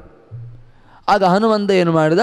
ಅವಳನ್ನು ಸಂಹಾರ ಮಾಡುವ ಮೂಲಕ ಅವಳ ಶರೀರವನ್ನೇ ಪ್ರವೇಶ ಮಾಡಿ ಅವಳ ಶರೀರವನ್ನು ಸೀಳಿ ಹನುಮಂತ ಅವಳನ್ನು ಸಂಹಾರ ಮಾಡಿದ, ಸಿಂಹಿಕೆಯನ್ನು ಸಂಹಾರ ಮಾಡಿದ. ಬ್ರಹ್ಮದೇವರ ವರ ಇತ್ತು. ಬ್ರಹ್ಮದೇವರ ವರ ಇದ್ದರೂ ಕೂಡ ಬ್ರಹ್ಮದೇವರ ವರ ಇದ್ದಂಥ ಹಿರಣ್ಯಕಶಿಪು ಹಿರಣ್ಯಾಕ್ಷನನ್ನು ಸಂಹಾರ ಮಾಡುವ ಮೂಲಕ ನಾನು ಸಾಕ್ಷಾತ್ ನಾರಾಯಣ ಎಂಬುದಾಗಿ ಭಗವಂತ ತೋರಿಸಿಕೊಟ್ಟ. ಬ್ರಹ್ಮದೇವರ ವರ ಇರುವವರನ್ನು ಸಂಹಾರ ಮಾಡುವ ಮೂಲಕ ಹನುಮ ನಾನು ಭಾವಿ ಬ್ರಹ್ಮ ಎಂಬುದನ್ನು ತೋರಿಸಿಕೊಟ್ಟ. ಇದೂ ಒಂದು ಕಾರಣ ನೋಡಿ. ಸಂಪಾತಿ ಅಲ್ಲಿಂದನೇ ಹಾರಿ ಸೀತೆ ಎಲ್ಲಿದ್ದಾಳೆಂತ ತಿಳಿದು ಹೇಳಿದ. ಆ ಸಂಪಾತಿಗೆ ಹೋಗಿ ಕರ್ಕೊಂಡು ಬರ್ಬೋದಿತ್ತಲ್ಲ, 100 ಯೋಜನೆ ಹಾರಲಿಕ್ಕೆ ಆಗ್ತದೆ. ಆ ಸಂಪಾತಿ ಕೂಡ ಕರ್ಕೊಂಡು ಬರ್ಬೋದಿತ್ತಲ್ಲ. ಬಂದರೆ ಇದೇ ಸಮಸ್ಯೆ. ಇಲ್ಲಿ ಸಿಂಹಿಕೆ ಇದ್ದಾಳೆ. ಸಿಂಹಿಕೆ ನೆರಳನ್ನು ಯಾರ್ಯಾರು ಲಂಕೆಗೆ ಹೋಗುವಾಗ ಆ ಪ್ರದೇಶದಲ್ಲಿ ಬರ್ತಾರೆ ಅವರ ನೆರಳನ್ನೆಲ್ಲ ಆಕರ್ಷಿಸಿ ಅವಳು ಸಂಹಾರ ಮಾಡ್ತಾ ಇದ್ಲು. ಈಗ ಸಂಪಾತಿ ಬಂದರೂ ಕೂಡ ಸಂಪಾತಿಗೆ ಇದೇ ಸಮಸ್ಯೆ. ಅಂಗದ ಬಂದರೂ ಕೂಡ ಅಂಗದ 100 ಯೋಜನೆ ಹಾರಲಿಕ್ಕೂ ಆಗೋದಿಲ್ಲ. ಅಂಗದ ಅಲ್ಲಿ ಹೇಳಿದ ನಾನು 100 ಯೋಜನ ಹಾಕ್ತೆ ಅಂತ. 100 ಯೋಜನ ಹಾರುವುದಕ್ಕಿಂತ ಮುಂಚೆನೇ ಇಲ್ಲಿ ಸಿಮ್ಮಿಗೆ ಸಿಗ್ತಾಳೆ. ಸಿಮ್ಮಿಗೆ ಅವಳ ನೆರಳನ್ನು ಹಿಡಿತಾಳೆ. ಅಲ್ಲ, ಅಂಗದನಿಗೆ ಸಂಹಾರ ಮಾಡ್ಬೋದಲ್ಲ ಸಿಮ್ಮಿಗೆಯನ್ನು ಕೇಳಿದರೆ ಆಗುದಿಲ್ಲ. ಯಾಕೆ ಕೇಳಿದರೆ ಬ್ರಹ್ಮದೇವರ ವರ ಇರುವುದು. ಸಿಮ್ಮಿಗೆಗೆ ವರ ಇರುವುದು ಬ್ರಹ್ಮದೇವರದ್ದು. ಅಂಗದ ಚಂದ್ರನ ಅವತಾರ ಅಂಗ. ಆದ್ದರಿಂದ ಬ್ರಹ್ಮದೇವರ ವರ ಇರುವುದರಿಂದ ಅಂಗದನಿಗೆ ಸಿಮ್ಮಿಕೆಯನ್ನು ಸೋಲಿಸಲಿಕ್ಕೆ ಆಗುವುದಿಲ್ಲ. ಸಿಮ್ಮಿಕೆಯನ್ನು ಸೋಲಿಸಬೇಕು, ಸಂಹಾರ ಮಾಡಬೇಕಂತಿದ್ರೆ ಬ್ರಹ್ಮದೇವರಷ್ಟೇ ತಾಕತ್ತಿರುವವನಿಗೆ ಮಾತ್ರ ಆಗುವುದು. ಬ್ರಹ್ಮದೇವರಷ್ಟೇ ತಾಕತ್ತಿರುವುದು ಹನುಮಂತನಿಗೆ ಮಾತ್ರ. ಯಾಕಂದರೆ ಒಬ್ಬ ಬ್ರಹ್ಮ. ಮುಂದಿನ ಕಲ್ಪದಲ್ಲಿ ಬ್ರಹ್ಮ ಆಗುವುದು ಅವನೇ. ಈಗ ಮಗ ಅಪ್ಪ ಆಗ್ತಾನೆ ನೋಡಿ. ಹಾಗೆ ಒಬ್ಬ ತಂದೆಗೆ ಒಬ್ಬ ಮಗ ಇರ್ತಾನೆ. ಆ ಮಗ ಮತ್ತೆ ತಂದೆ ಆಗುವುದು ಯಾವಾಗ? ಪ್ರಮೋಷನ್ ಆಗುವುದು ಯಾವಾಗ? ಅವನಿಗೆ ಒಂದು ಮದುವೆ ಆದಮೇಲೆ, ಅವನಿಗೆ ಒಂದು ಮಕ್ಕಳು ಹುಟ್ಟಿದ ಮೇಲೆ ಅವನು ಅಪ್ಪ ಆಗ್ತಾನೆ. ಅದೇ ರೀತಿಯಾಗಿ ಇಲ್ಲಿಯೂ ಕೂಡ ಹನುಮ ಇದ್ದಾನೆ. ಈಗ ಹನುಮ ವಾಯುದೇವರೇ ಹನುಮನಾಗಿ ಬಂದದ್ದು. ಈ ವಾಯುದೇವನೇ ಮುಂದೆ ಈ ಚತುರ್ಮುಖ ಬ್ರಹ್ಮ ಮೋಕ್ಷಕ್ಕೆ ಹೋದ್ಮೇಲೆ ಈ ವಾಯುದೇವ ಬ್ರಹ್ಮನ ಪಟ್ಟಕ್ಕೆ ಬರ್ತಾನೆ. ಅಂದರೆ ಬ್ರಹ್ಮದೇವರಷ್ಟೇ ತಾಕತ್ತು ಹನುಮನಿಗೆ ಉಂಟು. ಆದ್ದರಿಂದ ಈ ಸಿಮ್ಮಿಕೆಯನ್ನು ಸಂಹಾರ ಮಾಡಲಿಕ್ಕೆ ಹನುಮನನ್ನು ಬಿಟ್ಟರೆ ಬೇರೆ ಯಾರಿಗೂ ಕೂಡ ಸಾಧ್ಯ ಇಲ್ಲ. ಅದಕ್ಕೋಸ್ಕರ ಇವ್ರಿಗೆ ಯಾರಿಗೂ ಕೂಡ ಬರಲಿಕ್ಕಾಗಲ್ಲ. ಯಾರಿಗೂ ಬರಲಿಕ್ಕೆ ಆಗ್ತಾ ಇರಲಿಲ್ಲ. ಅವರೇನು ಬಂದು ಅಲ್ಲೇ ಸೋತು ಹೋಗ್ತಾ ಇದ್ರು. ಇದೂ ಒಂದು ಕಾರಣ, ಲಂಕೆಗೆ ಹೋಗದೇ ಇರಲಿಕ್ಕೆ ಇದೂ ಒಂದು ಕಾರಣ. ಇವರು ಎಲ್ಲರೂ ಕೂಡ, ಇಷ್ಟೂ ಕಪಿಗಳು ಕೂಡ. ಮತ್ತೆ ನೀವು ಹೇಳ್ಬೋದು, ಇದು ಕಟ್ಟುವಾಗ ಹೋದ್ರಲ್ವ ಕೇಳಿದೆ, ಆಗ ಇವಳ ಸಂಹಾರ ಆಗಿತ್ತು. ಮತ್ತೆ ಇವಳು ಲಂಕೆಗೆ ಹೋಗುವಾಗ, ರಾಮಾದಿಗಳೆಲ್ಲ ಲಂಕೆಗೆ ಹೋಗುವಾಗ ಅಷ್ಟೊತ್ತು ಸಿಮ್ಮಿಗೆ ಸಂಹಾರ ಆಗಿತ್ತು. ಆಗ ಯಾವುದೇ ಅಡೆಚಣೆಗಳು ಬರಲೇ ಇಲ್ಲ ನೋಡಿ. ಹೋದ, ಸಂಹಾರ ಮಾಡಿದ, ಸಿಮ್ಮಿಕೆಯನ್ನು ಸಂಹಾರ ಮಾಡಿ ಲಂಕೆಯ ಹತ್ರ ಸಾಗಿದ. ಲಂಬ ಪರ್ವತ ಅಂತ, ಆ ಲಂಬ ಪರ್ವತದ ಮೇಲೆ ಧುಮುಕಿ ಹನುಮ ತನ್ನ ಆಕೃತಿಯನ್ನು ಚಿಕ್ಕದು ಮಾಡಿಕೊಂಡ. ಚಿಕ್ಕದು ಅಂದರೆ ಭೂತ್ವಾ ಬಿಡಾಲ ಸಮಿತೋ ನಿಶಿತಾಂಪುರಿಂಚ. ಬೆಕ್ಕಿನ ರೂಪವನ್ನು ತಾಳಿದಂತೆ. ಬೆಕ್ಕಿನ ರೂಪವನ್ನು ತಾಳಿ ಲಂಕೆಗೆ ಹೋದ. ಯಾಕೆ ಬೆಕ್ಕಿನ ರೂಪವನ್ನು ತಾಳುವುದು? ಇಲಿಯ ರೂಪವನ್ನು ತಾಳ್ಬೋದಿತ್ತಲ್ಲ, ಅಥವಾ ದನದ ಗೋಮಾತೆ ದನದ ರೂಪವನ್ನು ತಾಳ್ಬೋದಿಲ್ಲ ಅಲ್ವಾ? ಬೆಕ್ಕಿನ ರೂಪವನ್ನು ಯಾಕೆ ತಾಳಿದ ನೋಡಿ. ಈ ಮನೆಯಲ್ಲಿ ಅಕ್ಕಿಗಳೆಲ್ಲ ಇರ್ತವೆ ನೋಡಿ. ಅಕ್ಕಿಗಳನ್ನು ರಾತ್ರಿ ಕೆಲವು ಬಂದು ತಿಂತವೆ, ನಮಗೆ ಗೊತ್ತಾಗದ ಹಾಗೆ. ಯಾವುದು ಹೇಳಿ? ಇಲಿ ಅಥವಾ ಪೆರ್ಗುಡೆ. ಸ್ವಲ್ಪ ದೊಡ್ಡದಾದ ಪೆರ್ಗುಡೆ. ಅದು ತಿಂದದ್ದೇ ನಮಗೆ ಗೊತ್ತಾಗಲ್ಲ. ಅದು ಅಡಿದುಕೊಂಡು ಬಂದು ನಮಗೆ ಮನೆಯಲ್ಲಿ ಸೇರಿಕೊಂಡಿರ್ತವೆ. ಅದು ಎಲ್ಲಿ ಉಂಟಂತ ನಮಗೆ ಪತ್ತೆ ಹಚ್ಚುವಾಗ ಎಷ್ಟು ಅಕ್ಕಿ ಖಾಲಿ ಆಗಿರ್ತದೆ ಅಲ್ವಾ? ಇಲ್ಲಿ ಇಲಿ ಯಾರು ಗೊತ್ತಾ? ರಾವಣ. ಯಾಕೆ ಹೇಳಿ? ಇಲಿ ರಾಮ ಇದ್ದಾಗ ಬಂದದ್ದಲ್ಲ, ಸೀತೆಯನ್ನು ಹೊತ್ಕೊಂಡು ಹೋದು. ಇಲಿಯ ರೂಪದಲ್ಲಿ ಯಾರು ಇಲ್ಲದಾಗ ಬಂದು, ಯಾರು ಇಲ್ಲದಾಗ ಅಕ್ಕಿಯನ್ನು ನಮ್ಮ ಎದುರಿಗೆ ಇಲಿ ಅಕ್ಕಿಯನ್ನೆಲ್ಲ ತಿನ್ನುವುದಿಲ್ಲ. ನಾವು ಇಲ್ಲದಾಗ ನಮಗೆ ಗೊತ್ತಾಗದ ಹಾಗೆ ಅಕ್ಕಿಯನ್ನೆಲ್ಲ ತಿಂತವೆ. ಅದೇ ರೀತಿಯಾಗಿ ಇಲಿಗೆ ಸಮಾನವಾದಂತಹ ರಾವಣ ಇಲಿಗೆ ಸಮಾನ ಇವ. ಯಾಕಂದರೆ ಸೀತೆಯನ್ನು ರಾಮ ಇರುವಾಗಲಿ ಲಕ್ಷ್ಮಣ ಇರುವಾಗಲಿ ಹೊತ್ಕೊಂಡು ಬರಲಿಲ್ಲ ಇವ. ಯಾರು ಇಲ್ಲದಾಗ ಮೋಸದಿಂದ ಬಂದು ಹೊತ್ಕೊಂಡು ಬಂದ. ಅದು ಕೂಡ ಇಲಿ ಮೋಸದಿಂದ ಬರುದು. ಎಲ್ಲಿಂದ ಎಡ್ಕೊಂಡು ನಮ್ಮ ಮನೆ ಬಂದು ಸೇರ್ತವೆ. ನೇರವಾಗಿ ನಮ್ಮ ಮನೆಯನ್ನು ಪ್ರವೇಶ ಮಾಡೋದಿಲ್ಲ, ನೇರವಾಗಿ ಕಿಟಕಿಯಿಂದ ಪ್ರವೇಶ ಮಾಡೋದಿಲ್ಲ. ಆಚೆ ನೋಡ್ತೇವೆ, ಯಾರು ಇಲ್ಲದಾಗ ಮೂಲೆಯಲ್ಲಿ ಬಂದು ಮೂಲೆಯಲ್ಲಿ ಸೇರ್ಕೊಳ್ತೇವೆ. ರಾವಣನು ಕೂಡ ಮೂಲೆಯಿಂದ ಬಂದ, ಮೂಲೆಯಿಂದ ನೋಡಿದ ಸೀತೆಯನ್ನು ಹೊತ್ಕೊಂಡು ಹೋದ, ಇಲಿಯ ಥರ. ಆ ಇಲಿಯನ್ನು ಸಂಹಾರ ಮಾಡಲಿಕ್ಕೆ ಈಗ ನಾನು ಬಂದದ್ದು. ಸಂಹಾರ ಮಾಡುವುದಕ್ಕೋಸ್ಕರ ನಾನು ಬಂದದ್ದೆಂಬ ಸಂದೇಶವನ್ನು ಸೂಚಿಸಲಿಕ್ಕೆ ಹನುಮಂತ ಈಗ ಬೆಕ್ಕಿನ ರೂಪವನ್ನು ತಾಳಿದ. ಒಂದೊಂದು ಕಥೆಯಲ್ಲೂ ಒಂದೊಂದು ಅಧ್ಯಾತ್ಮ ಸಂದೇಶ ಉಂಟು. ಬೆಕ್ಕಿನ ರೂಪವನ್ನು ತಾಳಿದ. ಬೆಕ್ಕಿನ ರೂಪವನ್ನು ತಾಳಿ ಇಡೀ ಲಂಕೆಯನ್ನು ಅಡ್ಡಾಡಿದ ನೋಡಿ. ಸೀತೆ ಇಲ್ಲಿ ಲಂಕೆಗೆ ಬಂದ ಅಷ್ಟೊತ್ತಿಗೆ ಲಂಕಿಣಿ ಸಿಗ್ತಾಳೆ. ಲಂಕಿಣಿ ಅವಳು ಒಳ್ಳೆಯವಳೆ, ದುರ್ಗೆಯ ಪರಿವಾರಕಳವಳು. ಅವಳು ಲಂಕೆಯನ್ನು ಸಂರಕ್ಷಣೆ ಮಾಡುವುದಕ್ಕೋಸ್ಕರ ದೇವತೆ ನಿಯುಕ್ತಳಾದವಳು. ಅವಳು ತಡೆದಾಗ ಪಿಷ್ಟ ಅವನನ್ನು ಗುದ್ದಿದ ಹನುಮ.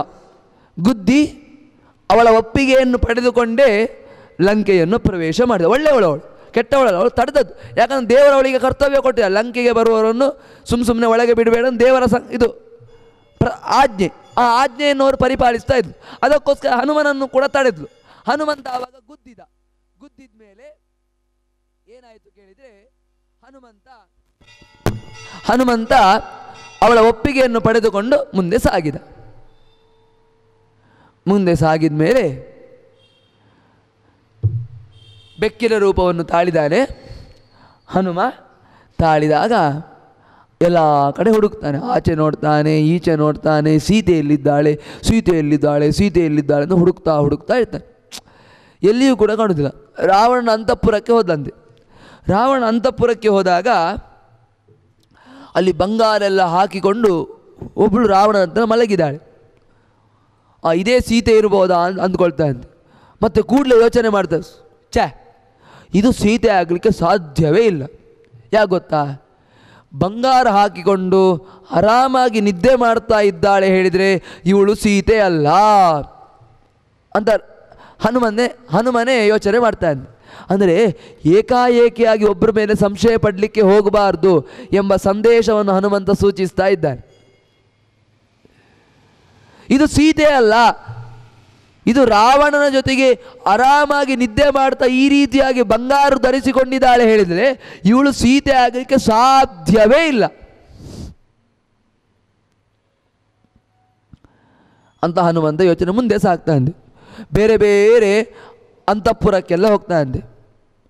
ಅಲ್ಲೆಲ್ಲ ನೋಡ್ತಾ ಇದ್ದೆ ಸ್ತ್ರೀಯರನ್ನೆಲ್ಲ. ಆ ಸ್ತ್ರೀಯರೆಲ್ಲ ಕೆಲವರು ಕುಡಿದುಕೊಂಡು ಮಲ್ಕೊಂಡಿದ್ದಾರೆ.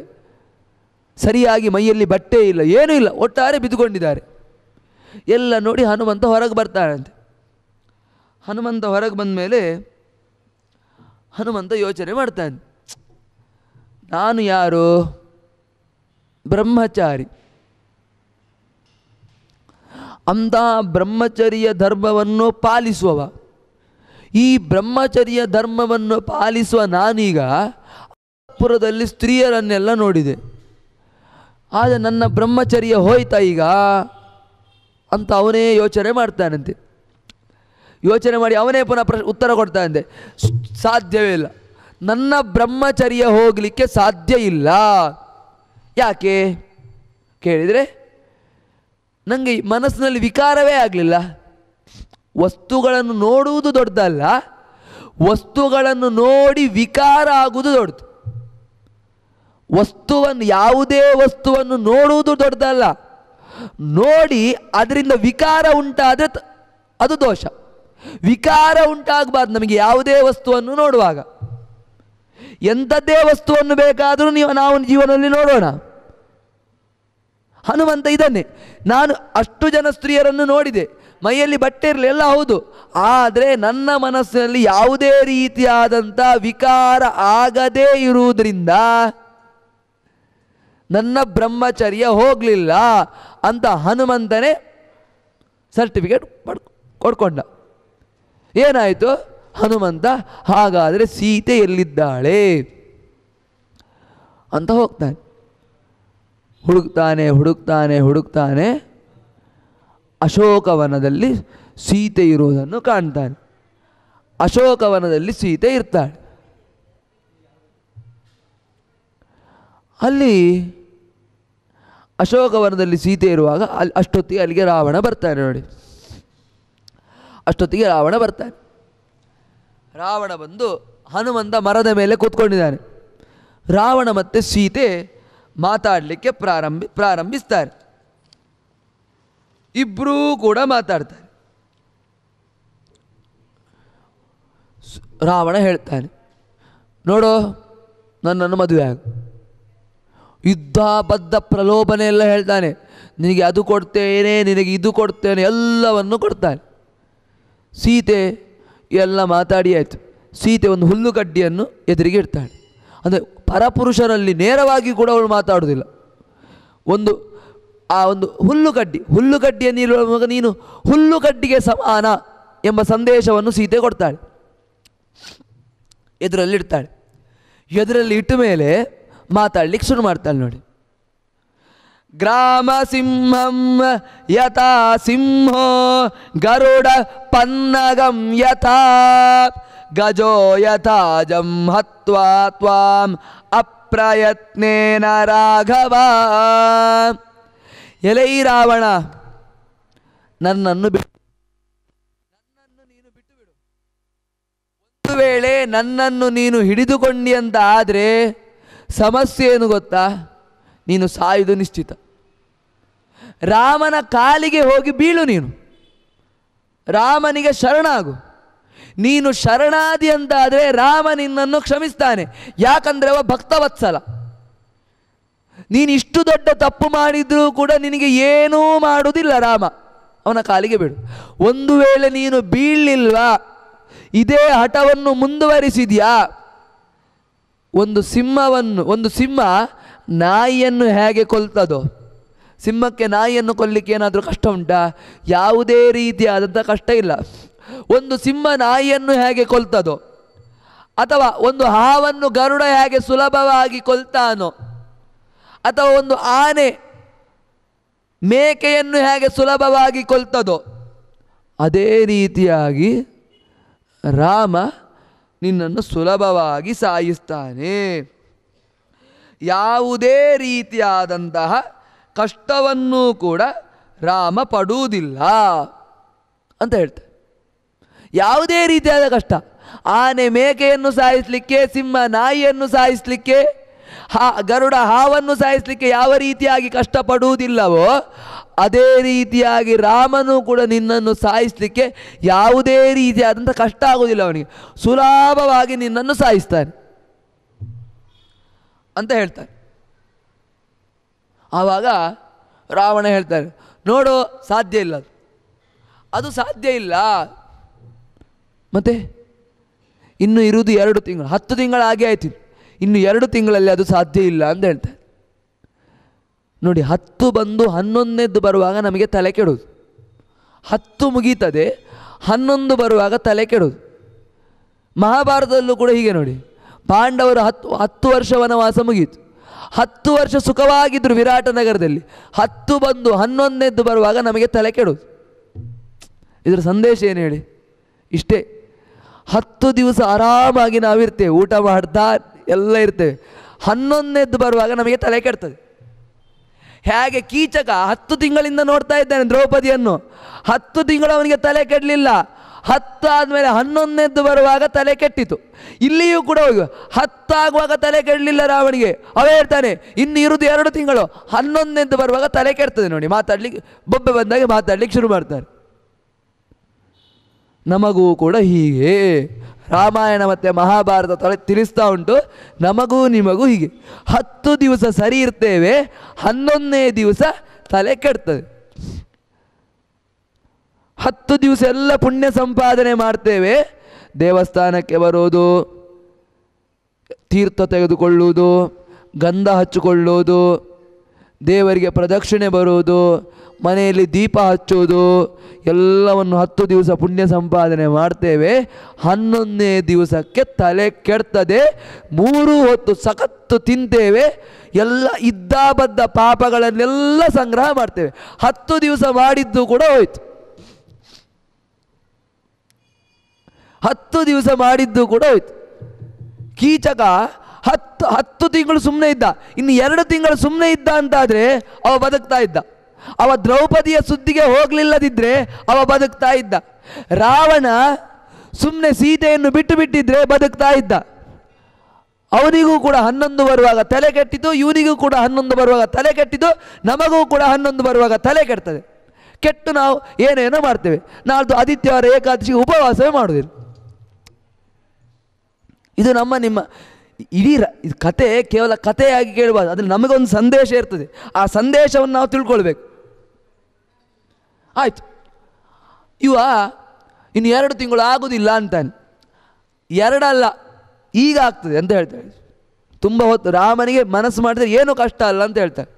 ಎಲ್ಲ ಹನುಮಂತ ಕೇಳ್ತಾ ಇರ್ತಾರೆ. ಇದನ್ನೆಲ್ಲ ಕೇಳಿದ ರಾವಣನಿಗೆ ಏನು ಮಾಡಲಿಕ್ಕಾಗಲಿಲ್ಲ. ಅಲ್ಲಿ ಇದ್ದ ರಾಕ್ಷಸರ ಹತ್ರ ಎಲ್ಲ ಹೇಳಿದ, ಸರಿ ಟಾರ್ಚರ್ ಕೊಡಿ ಇವಳಿಗೆ ಅಂತ, ಸರಿ ಟಾರ್ಚರ್ ಕೊಡಿ, ಬಗ್ತಾಳೆ ಅಂತ.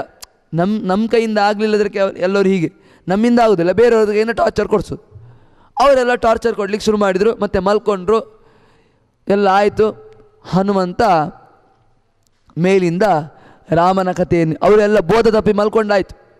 ಹನುಮಂತ ರಾತ್ರಿ ರಾಮನ ಕಥೆಯನ್ನು ಹೇಳಲಿಕ್ಕೆ ಶುರು ಮಾಡಿದ. ನೋಡಿ ಮೇಲಿಂದ ರಾತ್ರಿ ಬಂದದ್ದು ಯಾಕೆ ಕೇಳಿದೆ, ಇದೇ ರಾತ್ರಿ ಯಾವುದರ ಸಂಕೇತ? ಅಜ್ಞಾನದ ಸಂಕೇತ. ಕೃಷ್ಣನು ಹುಟ್ಟಿದ್ದು ರಾತ್ರಿಯೇ. ಯಾಕೆ ಹೇಳಿದೆ? ರಾಕ್ಷಸನನ್ನು ಸಂಹಾರ ಮಾಡುವ ಉದ್ದೇಶದಿಂದ ರಾತ್ರಿ ಹುಟ್ಟಿದ್ದು. ಹನುಮಂತನು ರಾತ್ರಿಯ ಲಂಕೆಗೆ ಪ್ರವೇಶ ಮಾಡಿದ್ದು ಯಾಕೆ ಹೇಳಿದೆ? ರಾಕ್ಷಸ ಸಂಹಾರ ಇನ್ನು ನಡೀತದೆ. ರಾಮಾಯಣದ ಮೊದಲ ಯುದ್ಧ ಇಲ್ಲೇ ಶುರು ಆಯಿತು. ಹನುಮಂತ ಪ್ರಾರಂಭ ಮಾಡಿ ಹೋಗಿದ್ದಾನೆ, ಪುಣ್ಯವಾಚನ ಮಾಡಿ ಹೋಗಿ ಆಯಿತು. ಪುಣ್ಯವಾಚನ ಮಾಡಿ ಹನುಮಂತ ಹೋಗಿದ್ದಾನೆ. ಹೋಮ ಮಾಡಲಿಕ್ಕೆ ರಾಮ ಬಂದ. ಅದು ಯಾವತ್ತು ನೋಡಿ, ನಮ್ಮಲ್ಲಿ ಒಂದು ಕ್ರಮ ಉಂಟು ನೋಡಿ. ಎಲ್ಲರೂ ಇವತ್ತು ಒಬ್ಬ ಪುಣ್ಯವಾಚನ ಒಬ್ಬರು ಮಾಡ್ತಾರೆ ಪುರೋಹಿತರು, ಮತ್ತು ಹೋಮಕ್ಕೆ ಪ್ರಧಾನ ಪುರೋಹಿತರು ಕೂತ್ಕೊಳ್ತಾರೆ. ಅದೇ ರೀತಿಯಾಗಿ ಇಲ್ಲಿಯೂ ಕೂಡ ಪುಣ್ಯವಾಚನ ಹನುಮಂತ ಮಾಡಿದ. ಇನ್ನು ಹೋಮ ಮಾಡಲಿಕ್ಕೆ ಪೂರ್ಣಾಹುತಿ ಕೊಡಲಿಕ್ಕೆ ರಾಮ ಬರ್ತಾನೆ. ಇಲ್ಲಿ ಹನುಮಂತ ಎಲ್ಲ ಹೇಳಿದ. ಅಷ್ಟೊತ್ತಿಗೆ ಸೀತೆಗೆ ಯಾರನ್ನು ನೋಡ್ತಾನೆ, ಅಷ್ಟೊತ್ತಿಗೆ ಸೀತೆಗೆ ದರ್ಶನ ಕೊಡ್ತಾನೆ. ಹನುಮ ದರ್ಶನ ಕೊಡ್ತಾನೆ. ಯಾಕೆ ಇಷ್ಟೆಲ್ಲ ಅಲದಾಡಿದ್ದು? ಯಾಕೆ ಸೀದಾ ಹೋಗ್ಬೋದಿತ್ತಲ್ಲ, ಸೀತೆಯಲ್ಲಿ ಹೆದರಿಸುವುದೆಲ್ಲ ಯಾಕೆ? ನರಲೋಕ ವಿಡಂಬಸ್ಯ ಜಾನನ್ ರಾಮಸ್ಯ ಹೃದ್ಗತಂ ತಸ್ಯ ಚೇಷ್ಟಾನುಸಾರೇಣ ಕೃತ್ವಾ ಚೇಷ್ಟಾಚ ಸಂವಿದಃ.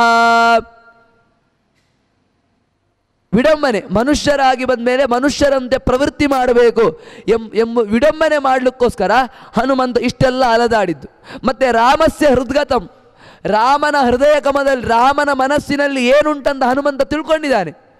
ರಾಮನ ಮನಸ್ಸಿನಲ್ಲಿ ಏನುಂಟಂತ ತಿಳ್ಕೊಂಡು ಹನುಮಂತ ಈ ರೀತಿಯಾಗಿ ನಾಟಕವಾಡ್ತಾ ಇದ್ದಾನೆ. ಸರಿಯಾಗಿ ಹೃದ್ಗತಂ, ಸರಿಯಾಗಿ ರಾಮನ ಮನಸ್ಸನ್ನು ಅರಿತುಕೊಂಡಿದ್ದಾನೆ ಹನುಮ. ದೇವರ ಮನಸ್ಸನ್ನು ಸರಿಯಾಗಿ ಅರಿತುಕೊಂಡು ಈ ರೀತಿಯಾಗಿ ನಾಟಕ ಆಡ್ತಾ ಇದ್ದಾನೆ. ಮತ್ತು ತೇಷಾಂ ವಿಡಂಬನಾಯೇವ ದೈತ್ಯಾನಾಂ ವಂಚನಾಯ ಚ, ದೇವತೆಗಳೆಲ್ಲ ಇದನ್ನು ನೋಡಿ ಸಂತೋಷ ಪಡ್ತಾ ಇದ್ದಾರಂತೆ.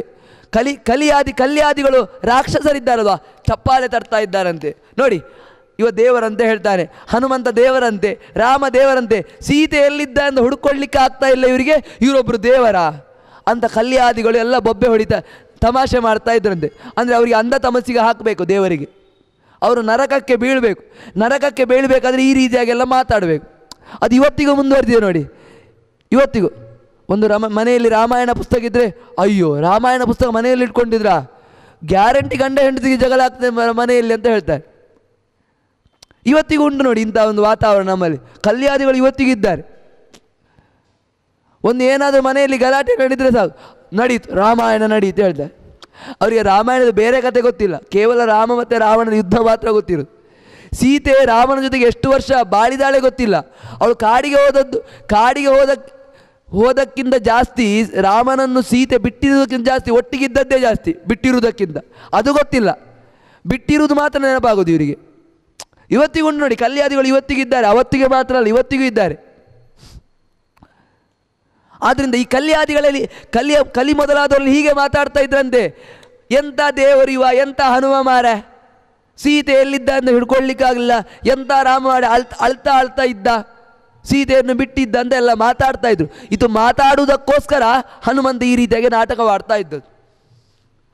ಸೀತೆ ಸಿಕ್ಕಿದ ತಕ್ಷಣ ಸೀತೆ ಮಾತಾಡಿದ್ಲು. ಹನುಮ ಮತ್ತು ಸೀತೆಯ ಸಂಭಾಷಣೆ ನಡೆಯಿತು. ಸಂಭಾಷಣೆ ನಡೆದ ಮೇಲೆ ಸೀತೆಗೆ ಹನುಮ ರಾಮ ಕೊಟ್ಟಂತಹ ಉಂಗುರವನ್ನು ಕೊಡ್ತಾನೆ. ರಾಮ ಕೊಟ್ಟಂತಹ ಉಂಗುರವನ್ನೆಲ್ಲ ಕೊಡ್ತಾನೆ. ಸೀತೆ ಏನು ಮಾಡಿದ? ಆ ಉಂಗುರವನ್ನು ನೋಡಿ ತುಂಬ ಸಂತೋಷಪಟ್ಲು. ಸೀತೆ ಚೂಡಾಮಣಿಯನ್ನು ಹನುಮಂತನಿಗೆ ಕೊಟ್ಟರು. ಅದರ ಸಂಕೇತ ಏನು ಕೇಳಿದ್ರೆ, ನನ್ನ ತಲೆ ನಿನಗೆ ಅರ್ಪಣೆ. ದೇವರಿಗೆ ನಮ್ಮ ತಲೆಯನ್ನು ನಾವು ಅರ್ಪಣೆ ಮಾಡಬೇಕು ಎಂಬ ಸಂಕೇತವನ್ನು ಸೀತೆ ನೋಡಿ. ರಾಮ ಕೊಟ್ಟದ್ದು ಉಂಗುರ, ಸೀತೆಗೂ ಎಲ್ಲಿಯಾದರೂ ಬೇರೆ ಕೊಡ್ಬೋದಿತ್ತಲ್ಲ, ಚೂಡಾಮಣಿಯನ್ನೇ ಕೊಟ್ಟಳು. ಯಾಕೆ ಹೇಳಿದೆ? ನನ್ನ ತಲೆ ಯಾವತ್ತಿದ್ದು ಕೂಡ ನಿನಗೆ ಅರ್ಪಣೆ. ನಾವು ಯಾವಾಗಲೂ ಕೂಡ ನಮ್ಮ ತಲೆಯನ್ನು ದೇವರಿಗೆ ಅರ್ಪಣೆ ಮಾಡಬೇಕು. ನಮ್ಮ ತಲೆಯನ್ನು ದೇವರಿಗೆ ಅರ್ಪಣೆ ಮಾಡಿದರೆ ನಮ್ಮ ತಲೆಯನ್ನು ದೇವರು ನೋಡ್ಕೊಳ್ತಾನೆ. ಸೀತೆ ತಲೆಯನ್ನು ದೇವರಿಗೆ, ಎರಡೂ ಆಗ್ತದೆ. ಸೀತೆಯ ಪ್ರತಿಕೃತಿ ಈ ರೀತಿಯಾಗಿ ನೋಡೋಣ, ನಾನು ಕಥೆಯ ದೃಷ್ಟಿಯಿಂದ ನೋಡುವ. ಸೀತೆ ತನ್ನ ತಲೆಯನ್ನು ದೇವರಿಗೆ ಅರ್ಪಣೆ ಮಾಡಿದ್ರಿಂದ ಸೀತೆಯ ಯೋಗಕ್ಷೇಮವನ್ನು ದೇವರು ನೋಡಿಕೊಂಡ ಅಲ್ವಾ? ಸೀತೆಗೆ ಯಾವುದೇ ರೀತಿಯ ತೊಂದರೆ ಆಗದಂತೆ ದೇವರು ಸೀತೆಯ ಯೋಗಕ್ಷೇಮವನ್ನು ನೋಡಿಕೊಂಡ. ಸೀತೆಯ ಪ್ರತಿಕೃತಿಯನ್ನು ಇಟ್ಕೊಂಡು ಮಾತಾಡೋಣ. ಅದರಲ್ಲಿ ಇಂದ್ರನ ಸನ್ನಿಧಾನ. ಇಂದ್ರ ತನ್ನ ತಲೆಯನ್ನು ದೇವರಿಗೆ ಅರ್ಪಣೆ ಮಾಡಿದ್ರಿಂದ ಏನಾದ? ಮುಂದೊಂದು ದಿವಸ ಇಂದ್ರನ ಆಪ್ತ ಗೆಳೆಯನಾದ. ಅಂದರೆ ಅರ್ಜುನನೊಟ್ಟಿಗೆ ಪೂರ್ತಿ ದೇವರಿದ್ದ. ಅರ್ಜುನನ ರಕ್ಷಕನಾಗಿ ದೇವರು ನಿಂತ. ದ್ವಾಪರಯುಗದಲ್ಲಿ ಎಷ್ಟೆಷ್ಟು ಅರ್ಜುನನಿಗೆ ತೊಂದರೆ ಬಂತು, ಎಷ್ಟು ಸಲ ಅವನು ಸಾಯಬೇಕಿತ್ತು, ಅಷ್ಟು ಸಲನು ಸಾಯದಂತೆ ರಕ್ಷಣೆ ಮಾಡಿದ್ಯಾರು ಕೇಳಿದೆ? ಕೃಷ್ಣ ಅವನನ್ನು. ಅಂದರೆ ಸೀತೆಯ ಒಳಗಿದ್ದದ್ಯಾರು? ಇಂದ್ರ. ಇಂದ್ರ ತನ್ನ ತಲೆಯನ್ನು ದೇವರಿಗೆ ಅರ್ಪಣೆ ಮಾಡಿಕೊಂಡದ್ದರಿಂದ ತನ್ನ ದ್ವಾಪರ ಯುಗದಲ್ಲಿ ಅವನ ತಲೆ ಹೋಗುವ ಸಂದರ್ಭ ಇತ್ತು. ಅವನ ತಲೆ ಹೋಗದಂತೆ ದೇವರು ಅವನನ್ನು ಕಾಪಾಡಿದ. ಯುದ್ಧ ಮುಗಿದ ತಕ್ಷಣ ಸಾಯಬೇಕಿತ್ತವ. ರಥದಿಂದ ಇಳಿ ಅಂತ ಕೃಷ್ಣನಿಗೆ ಹೇಳುದಿವ ಅರ್ಜುನ. ಕೃಷ್ಣ ಅಂತ, ನಾನು ಮೊದಲು ಬೇಡ, ನೀನು ಮೊದಲು ಇಳಿ, ನಾನು ಇಳಿದ ನಿನ್ನ ಕತೆ ಖತಮ್. ಮೊದಲು ಅರ್ಜುನ ಹಿಡ್ದ, ಮತ್ತೆ ಕೃಷ್ಣ ಇದ್ದ, ರಥ ಸುಟ್ಟೋಯ್ತು. ಇಲ್ಲದೆ ಅರ್ಜುನ ಅಲ್ಲೇ ಸಾಯಬೇಕಿತ್ತು. ಮಹಾಭಾರತ ಯುದ್ಧವೇ ಬೇಡ ಅಂತ ಹೇಳಿ ಓಡಿ ಹೋಗಿದ್ದ ಅಂತಾದರೆ ಅವನ ಮರ್ಯಾದೆ ಎಲ್ಲ ಹೋಗ್ತಿತ್ತು. ಸಂಭಾವಿತಸ್ಯ ಚಾಕೀರ್ತಿ ಮರಣಾತ್ ಅತಿರಿಚ್ಯತೆ. ಒಳ್ಳೆಯವನಿಗೆ ಕೇವಲ ಮರಣಕ್ಕಿಂತ ದೊಡ್ಡದು ಯಾವುದು ಕೇಳಿದ್ರೆ ಇದು ಅವಮಾನ. ತುಂಬ ಅವಮಾನ ಆಯಿತು ಅಂತಾದರೆ ಅದೇ ದೊಡ್ಡ ಮರಣ ಅವನಿಗೆ. ಯುದ್ಧವನ್ನು ಬಿಟ್ಟು ಓಡಿ ಹೋಗಿದ್ದ ಹೇಳಿದರೆ ತುಂಬ ಅವಮಾನ ಆಗ್ತಿತ್ತು ಅವನಿಗೆ. ಆ ಅವಮಾನವನ್ನು ತಪ್ಪಿಸಿ ಅವನ ತಲೆಯನ್ನು ಉಳಿಸಿದ ರಾಮ, ಕೃಷ್ಣ ಉಳಿಸಿದ. ಹೌದು. ಕೃಷ್ಣ ಅವನ ಮಾತನ್ನು ಉಳಿಸಿದ, ಅವನ ತಲೆಯನ್ನು ಉಳಿಸಿದ. ಈ ರೀತಿಯಾಗಿ ಒಂದೊಂದು ಸಂದರ್ಭದಲ್ಲೂ ಕೂಡ ಅರ್ಜುನನನ್ನು ಕಾಪಾಡ್ತಾ ಬಂದ. ಯಾಕೆ? ತನ್ನ ತಲೆಯಲ್ಲಿದ್ದ ಕೌಸ್ತುಭ ಮಣಿಯನ್ನು ರಾಮನಿಗೆ ಅರ್ಪಿಸಿದ್ರಿಂದ ರಾಮ ಕೃಷ್ಣಾವತಾರದಲ್ಲಿ ಅರ್ಜುನನನ್ನು ಕಾಪಾಡಿದ.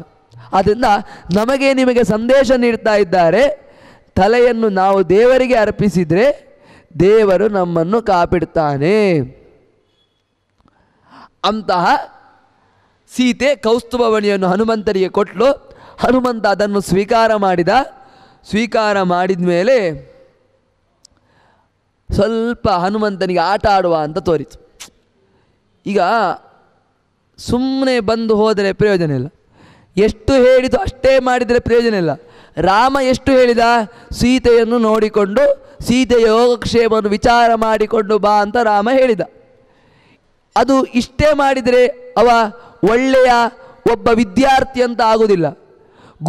ಗುರುಗಳನ್ನು ಪೂರ್ತಿ ಅರಿತಿರಬೇಕವ. ಗುರುಗಳನ್ನು ಪೂರ್ತಿ ಅರಿತು ಗುರುಗಳ ಮನಸ್ಸಿನಲ್ಲಿ ಏನೇ ಉಂಟು ಅದನ್ನೆಲ್ಲ ಮಾಡಬೇಕು. ಅವ ನಿಜವಾದ ವಿದ್ಯಾರ್ಥಿ. ಒಬ್ಬ ವಿದ್ಯಾರ್ಥಿ ಆಗೋದು ಯಾವಾಗ ಕೇಳಿದರೆ, ಒಬ್ಬ ನಿಜವಾದ ವಿದ್ಯಾರ್ಥಿ ಆಗೋದು ಯಾವಾಗ ಕೇಳಿದರೆ, ನಿಜವಾದ ಶಿಷ್ಯ ಆಗೋದು ಯಾವಾಗ ಕೇಳಿದರೆ, ಗುರುಗಳು ಹೇಳಿದಷ್ಟೇ ಮಾಡಿದರೆ ಅವನು ಒಳ್ಳೆಯ ವಿದ್ಯಾರ್ಥಿ ಅಲ್ಲ. ಗುರುಗಳ ಮನಸ್ಸಿನಲ್ಲಿ ಏನೇನುಂಟು ಅದನ್ನೆಲ್ಲ ಪೂರ್ತಿ ಯಾರು ತಿಳಿದುಕೊಳ್ತಾರೆ ಅವರು ನಿಜವಾದ ವಿದ್ಯಾರ್ಥಿ. ರಾಮನ ಮನಸ್ಸಿನಲ್ಲಿ ಏನೇನುಂಟು ಅದನ್ನೆಲ್ಲ ಪೂರ್ತಿ ತಿಳಿದುಕೊಂಡ ಯಾರು? ಹನುಮ. ಅದಕ್ಕೋಸ್ಕರ ಅವನಿಗೆ ಮುಂದಿದ್ದು ರಾಮ ಹೇಳಲಿಲ್ಲ, ರಾಮನ ಮನಸ್ಸಿನಲ್ಲಿ ಉಂಟು ತಿಳ್ಕೊಂಡ. ಏನು ಮಾಡಿದ? ಸ್ವಲ್ಪ ಆಟ ಆಡುವ ಅಂತ ತೋಡಿದವನಿಗೆ. ಅಥವನಮಖಿಲಂ ತದ್ರಾವಣಸ್ಯಾವಲುಂಪ್ಯ ಶಿತಿರುಹಮಿಮಮೇಕಂ ವರ್ಜಯಿತ್ವಾಶು ವೀರಃ ರಜನಿಚರ ವಿನಾಶಂ ಕಾಂಕ್ಷಮಾಣೋತಿ ವೇಲಂ ಮುಹುರತಿರವನಾದಿ ತೋರಣಂ ಚಾರುರೋಹ. ತನ್ನ ಸಾಮರ್ಥ್ಯವನ್ನು ತೋರಿಸುವ ಅಂತಾಯಿತು ರಾಮನಿಗೆ, ಹನುಮಂತನಿಗೆ. ಅದಕ್ಕೆ ಹನುಮಂತ ಏನು ಮಾಡಿದ, ಸೀದಾ ರಾವಣನಿಗೆ ಇಷ್ಟವಾದಂತಹ ಅಶೋಕವನವನ್ನು ಕೆಡವಲಿಕ್ಕೆ ಶುರು ಮಾಡಿದರು. ಒಂದು ಸೀತೆ ಇರುವ ಜಾಗವನ್ನು ಬಿಟ್ಟು ಬೇರೆ ಎಲ್ಲ ಜಾಗವನ್ನು ಕೂಡ ಕೆಡವಲಿಕ್ಕೆ ಶುರು ಮಾಡಿದರು. ಎಲ್ಲ ರಾಕ್ಷಸರು ಕಂಡ್ರು, ಇದನ್ನು ನೋಡಿದ್ರು. ರಾವಣನಿಗೆ ಹೋಗಿ ತಿಳಿಸಿದರು. ತಿಳಿಸಿ ರಾವಣ 80 ಮಹಾಕೋಟಿ ಮಂತ್ರಿಗಳನ್ನು, 80 ಸೇನಾಧಿಪತಿಗಳನ್ನು ಎಲ್ಲ ಕಳಿಸಿದ. ಮಂತ್ರಿಪುತ್ರರನ್ನು ಎಲ್ಲರನ್ನೂ ಕಳಿಸಿದ. ಎಲ್ಲರನ್ನೂ ಕೂಡ ಹನುಮ ಒಂದೇ ಸಮನೆ ಸಂಹಾರ ಮಾಡ್ತಾ ಬಂದ. ನೋಡಿ, ಯಾರನ್ನೂ ಬಿಡಲಿಲ್ಲ. 80 ಕೋಟಿಯೂತಮಂ ಪುರಸ್ಸ ರಾಷ್ಟ್ರಕಾಯುತಂ ಅನೇಕ ಹೇತಿ ಸಂಕುಲಂ ಕಪೀಂದ್ರಂ ಆವರಣೋದ್ಬಲಂ. ಎಲ್ಲ ಸೇನಾಧಿಪತಿಗಳು ಎಲ್ಲರನ್ನೂ ಕೂಡ, ಮಂತ್ರಿಪುತ್ರರನ್ನು ಎಲ್ಲರನ್ನೂ ಕೂಡ, ಇವರೆಲ್ಲ ಯಾರು? ರುದ್ರದೇವರ ವರಬಲದಿಂದ ರಕ್ಷಿತರಾಗಿದ್ದವರು. ಆ ರುದ್ರದೇವರ ವರಬಲದಿಂದ ರಕ್ಷಿತರಾದವರು ಎಲ್ಲರನ್ನೂ ಕೂಡ ಹನುಮಂತ ಒಂದೇ ಸಮನೆ ಸಂಹಾರ ಮಾಡಿದ. ಹೇಗೆ ಗೊತ್ತಾ? ಒಂದು ದೃಷ್ಟಾಂತ ಕೊಡ್ತಾರೆ. ಮಾರುತ ಇವ ರಾವಣೋದ್ಯಾನಮಕ್ಷಿಣೋತ್ ಅಗೌಗಂ ರಾಮನಾಮೇವ ಪದ್ಮಷಂಡಮಿವ ದ್ವಿಷಃ. ಒಂದೇ ಸಮನೆ ಸಂಹಾರ ಮಾಡಿದಂತೆ, ಬಾರಿ ಬೇಗ ಸಂಹಾರ ಮಾಡ್ತಾ ಬಂದ. ಹೇಗೆ ಕೇಳಿದರೆ, ಅಗೌಗಂ ರಾಮನಾಮೇವ, ರಾಮ ಅಂತ ನಾವು ಎಷ್ಟು ಹೇಳ್ತಾ ಇರ್ತೇವೆ ಅಷ್ಟು ಪಾಪಗಳು ಬೇಗ ಹೋಗ್ತಾ ಇರ್ತದೆ. ನಮ್ಮ ಪಾಪಗಳು ರಾಮನಾಮ ಸ್ಮರಣೆ ಮಾಡ್ತಾ ಇದ್ದಂತಾಗೆ ನಮ್ಮ ಪಾಪಗಳೆಲ್ಲ ಹೋಗ್ತದೆ ಅಂತೆ. ರಾಮ ಶಬ್ದಕ್ಕೆ ಅರ್ಥವೇ ಅದು, ಮಾರಯತೀತಿ ರಾಮ, ನಮ್ಮ ಪಾಪವನ್ನು ತೆಗೆಯುವ, ಆದ್ರಿಂದ ಅವನನ್ನು ರಾಮ ಅಂತ ಕರೆಯುವುದು. ರಾಮನಾಮ ಸ್ಮರಣೆ ಮಾಡಿದರೆ ಎಷ್ಟು ಬೇಗ ಪಾಪ ಪರಿಹಾರ ಆಗ್ತದೋ ಅಷ್ಟು ವೇಗದಲ್ಲಿ ಹನುಮಂತ ಎಲ್ಲ ರಾಕ್ಷಸರನ್ನು ಸಂಹಾರ ಮಾಡ್ತಾ ಬಂದಂತೆ. ಅಷ್ಟು ತಾಕತ್ತು ರಾಮನಾಮ ಸ್ಮರಣೆಗೆ ಉಂಟು. ಅಷ್ಟು ವಿಶಿಷ್ಟವಾದಂಥ ಶಕ್ತಿ ರಾಮನಾಮ ಸ್ಮರಣೆಗೆ ಉಂಟು. ಅಂತ ರಾಮನನ್ನು ಹನುಮ ಎಲ್ಲ ರಾಕ್ಷಸರನ್ನು ಸಂಹಾರ ಮಾಡಿದಾಗ ರಾವಣ ಅಕ್ಷಕುಮಾರನನ್ನು ಕಳಿಸಿದ. ನೋಡಿದ, ತೃತೀಯ ಏಷ ಚಾಂಶಕೋ ಬಲಸ್ಯ ಇತ್ಯ ಚಿಂತಯತ್. ಇವ ರಾವಣನ ಬಲದ 3ನೆಯ ಒಂದು ಅಂಶ ಇವ. ಅದು ಇವನನ್ನು ಸಂಹಾರ ಮಾಡಿದರೆ ರಾವಣನ 3ನೇ ಒಂದು ಭಾಗ ಹೋದಂತೆ. ಯುದ್ಧಕ್ಕೆ ಬಂದ ಅಕ್ಷಕುಮಾರ. ಸಚಕ್ರವದ್ಭ್ರಮಾತುರಂ ವಿಧಾಯ ರಾವಣಾತ್ಮಜಂ ಅಪೋತ ಯುದ್ಧರಾತಲೆ ಕ್ಷಣೇನ ಮಾರುತೀತನು. ಗರ 3 ಸುತ್ತು ತಿರುಗಿಸಿದಂತೆ. 3 ಸುತ್ತು ತಿರುಗಿಸಿ ತಲೆಯನ್ನು ನೆಲಕ್ಕೆ ಬಡ್ದಂತೆ ಅಕ್ಷಕುಮಾರನ ಸಂಹಾರ ಮಾಡಿದ. ಅಷ್ಟೇ, ರಾವಣನಷ್ಟೇ ಬಲ ಉಂಟವನಿಗೆ. ಅಂತ ರಾವಣನಷ್ಟೇ ಬಲ ಇರುವಂಥ ಹನುಮ ಅಕ್ಷಕುಮಾರನ್ನು 3 ತುರುಗಿಸಿ ತಿರುಗಿಸಿ ಧಡಕ್ಕ ನೆಲಕ್ಕೆ ಬಡ್ದಂತೆ.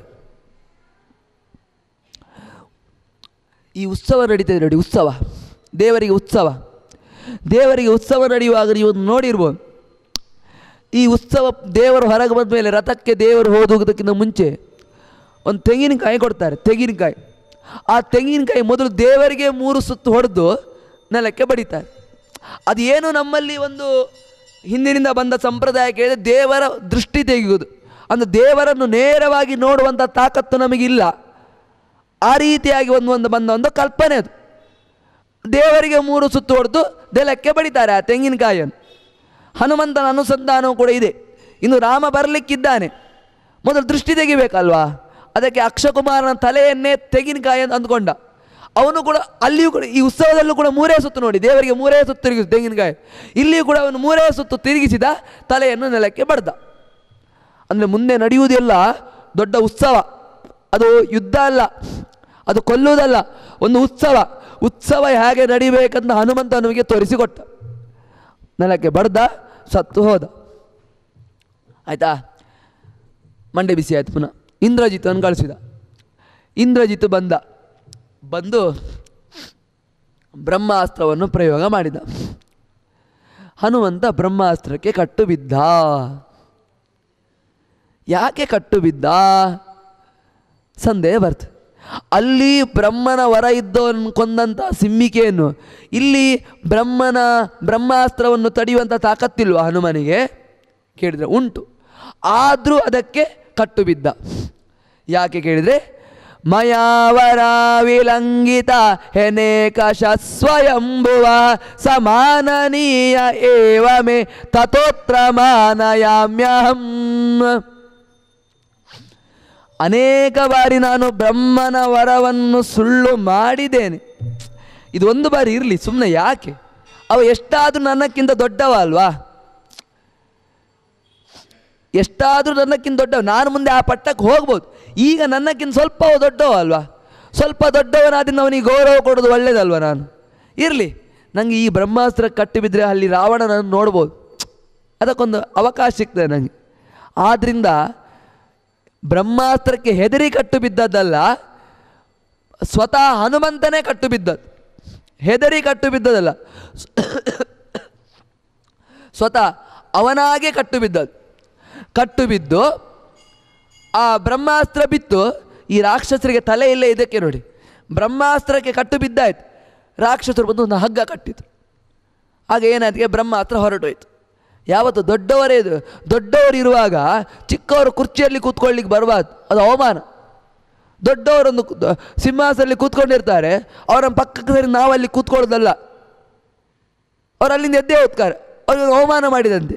ಇದೇ ಬ್ರಹ್ಮಾಸ್ತ್ರ ಕಟ್ಟು ಬಿದ್ದ ಮೇಲೆ ಬ್ರಹ್ಮಾಸ್ತ್ರಕ್ಕೆ ಇನ್ನೊಂದು ಹಗ್ಗ ಕಟ್ಟಿದ್ರೆ ಬ್ರಹ್ಮಾಸ್ತ್ರಕ್ಕೆ ಬೇಜಾರಾಯ್ತಂತೆ, ಬ್ರಹ್ಮಾಸ್ತ್ರ ಅಲ್ಲಿಂದ ಹೊರಟೋಯ್ತು. ಹಗ್ಗ ಕಟ್ಕೊಂಡು ಒಳಗೆ ಕರ್ಕೊಂಡು ಹೋದ್ರು ನೋಡಿ, ರಾವಣ ಹತ್ರ ಕರ್ಕೊಂಡು ಹೋದ್ರು. ರಾವಣ ನೋಡಿದ, ಹನುಮಂತನ ನೋಡಿದ. ಯಾರ ನೀನು ಕೇಳಿದ. ನಾವು ನೀವಾಗಿದ್ದರೆ ಒಂದು 3 ವರ್ಷ BA ಮಾಡಿದ್ದೇನೆ, 2 ವರ್ಷ MA ಮಾಡಿದ್ದೇನೆ, ಮತ್ತು 2 ವರ್ಷ MCOM ಮಾಡಿದ್ದೇನೆ, PhD ಮಾಡಿದ್ದೇನೆ ಹೇಳ್ತಾಯಿತ್ತು. ಯಾರು ಕೇಳಿದ, ನಾವೆಲ್ಲ ಹೀಗೆ ಒಂದು SLCಯಲ್ಲಿ 90, PUCಯಲ್ಲಿ 96, ಡಿಗ್ರಿಯಲ್ಲಿ 95 ಎಲ್ಲ ಅವ್ರು ಕೇಳಲಿಲ್ಲದ್ರೆ ನಾವೆಲ್ಲ ಹೇಳಿಬಿಡ್ತೇವೆ. ನೀವು ಹಾಗೆ. ಹನುಮಂತ ಅವ ಎಂತ ಹೇಳಿದ ಗೊತ್ತುಂಟ, ಅವ ಎಂತ ಹೇಳಬೇಕಿತ್ತು, ದಾಸೋಹಂ ಕೌಸಲೇಂದ್ರಾಯ ಅಂತ ಹೇಳ್ತಾನೆ. ನಾನು ಯಾರ ದಾಸ, ಯಾರದ್ದು? ರಾಮನ ದಾಸ ನಾನು ಹೇಳ್ತಾನೆ.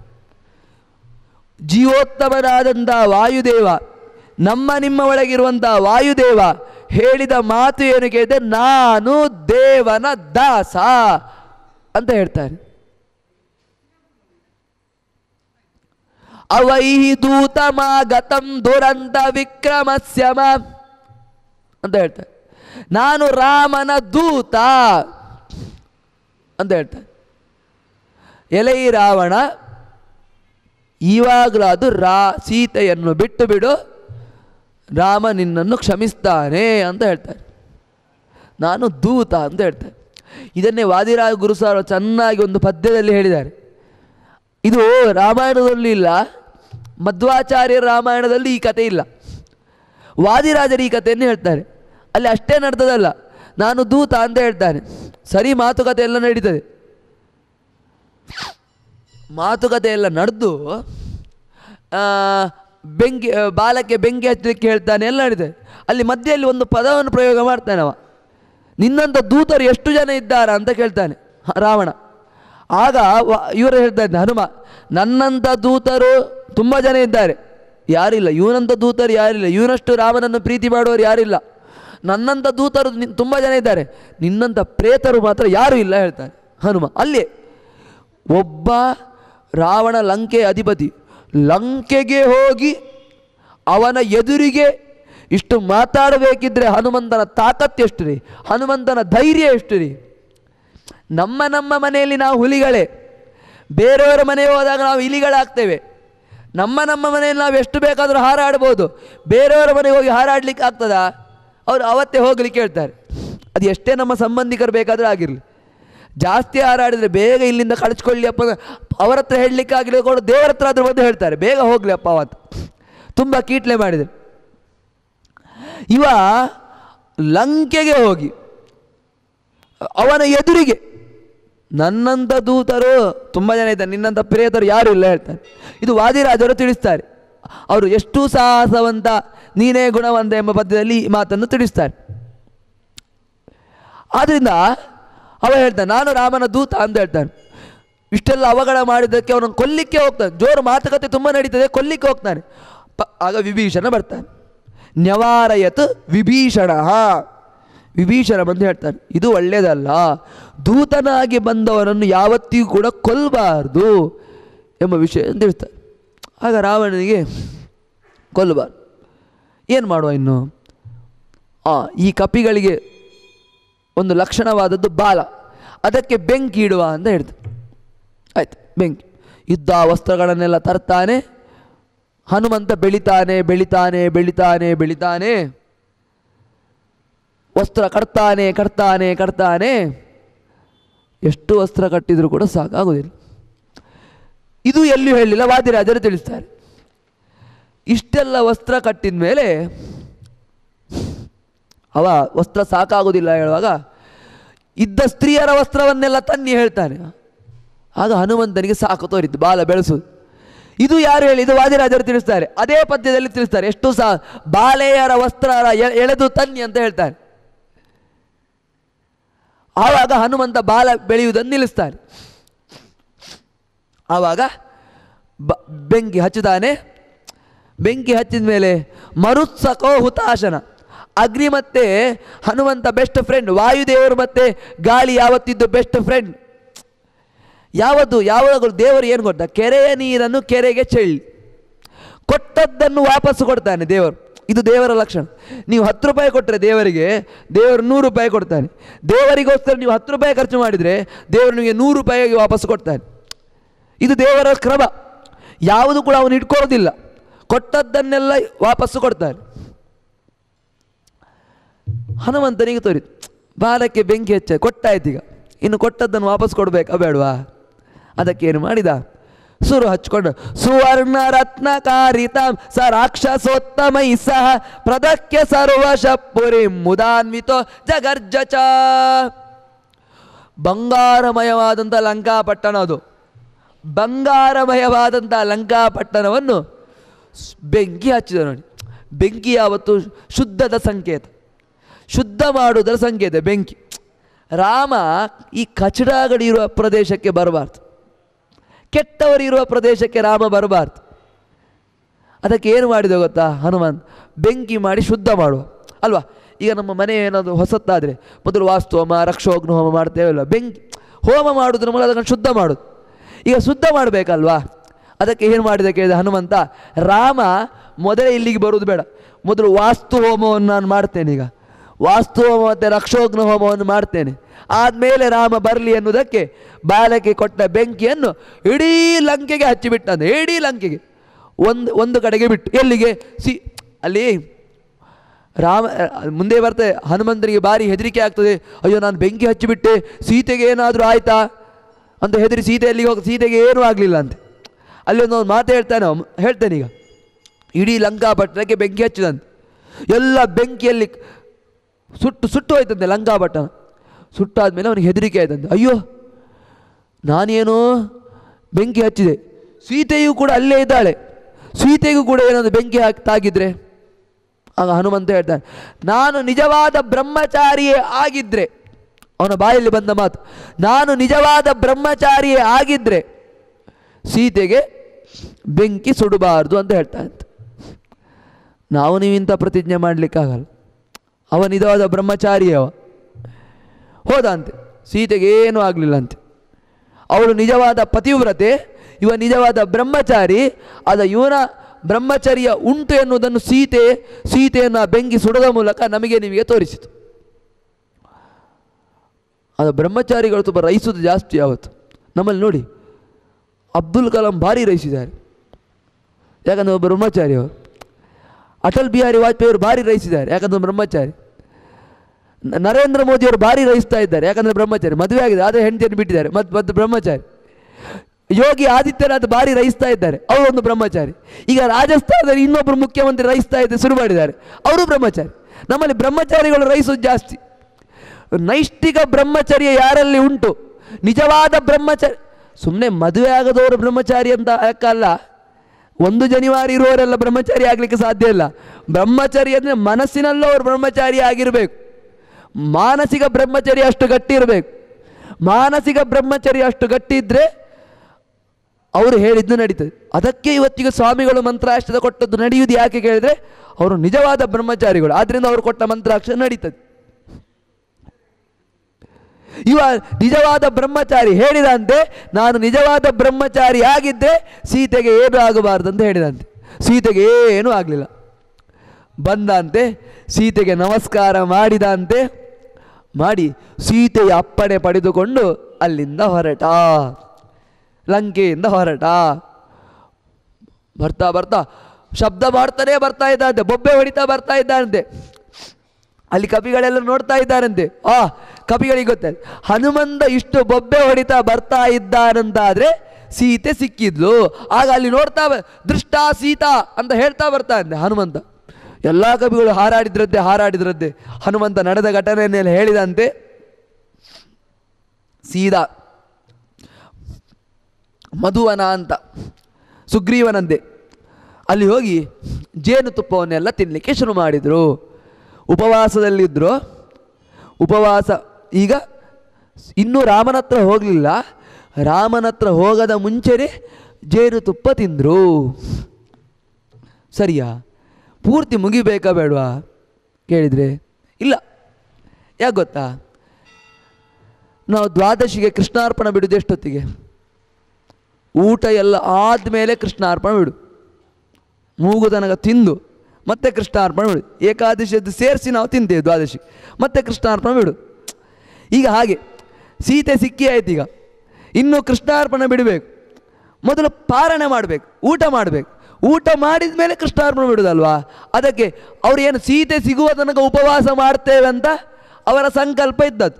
ಸೀತೆ ಸಿಗುವ ತನಕ ನಾವು ಉಪವಾಸ ಮಾಡ್ತೇವೆ ಅಂತ ಅವರ ಸಂಕಲ್ಪ. ಸೀತೆ ಸಿಕ್ಕಿ ಆಯಿತು, ಇನ್ನು ಸಂಕಲ್ಪ ಇನ್ನು ಪಾರಣೆ ಮಾಡಬೇಕು. ಅದಕ್ಕೆ ಜೇನುತುಪ್ಪವನ್ನೆಲ್ಲ ತಿಂದ್ರಂತೆ, ಗಡಗ್ದಾಗಿ ಊಟ ಮಾಡಿದರು. ಊಟ ಮಾಡಿದ ಮೇಲೆ ಅದು ಸುಗ್ರೀವನಿಗೆ ಸುದ್ದಿ ಹೋಯ್ತಲ್ಲಿ.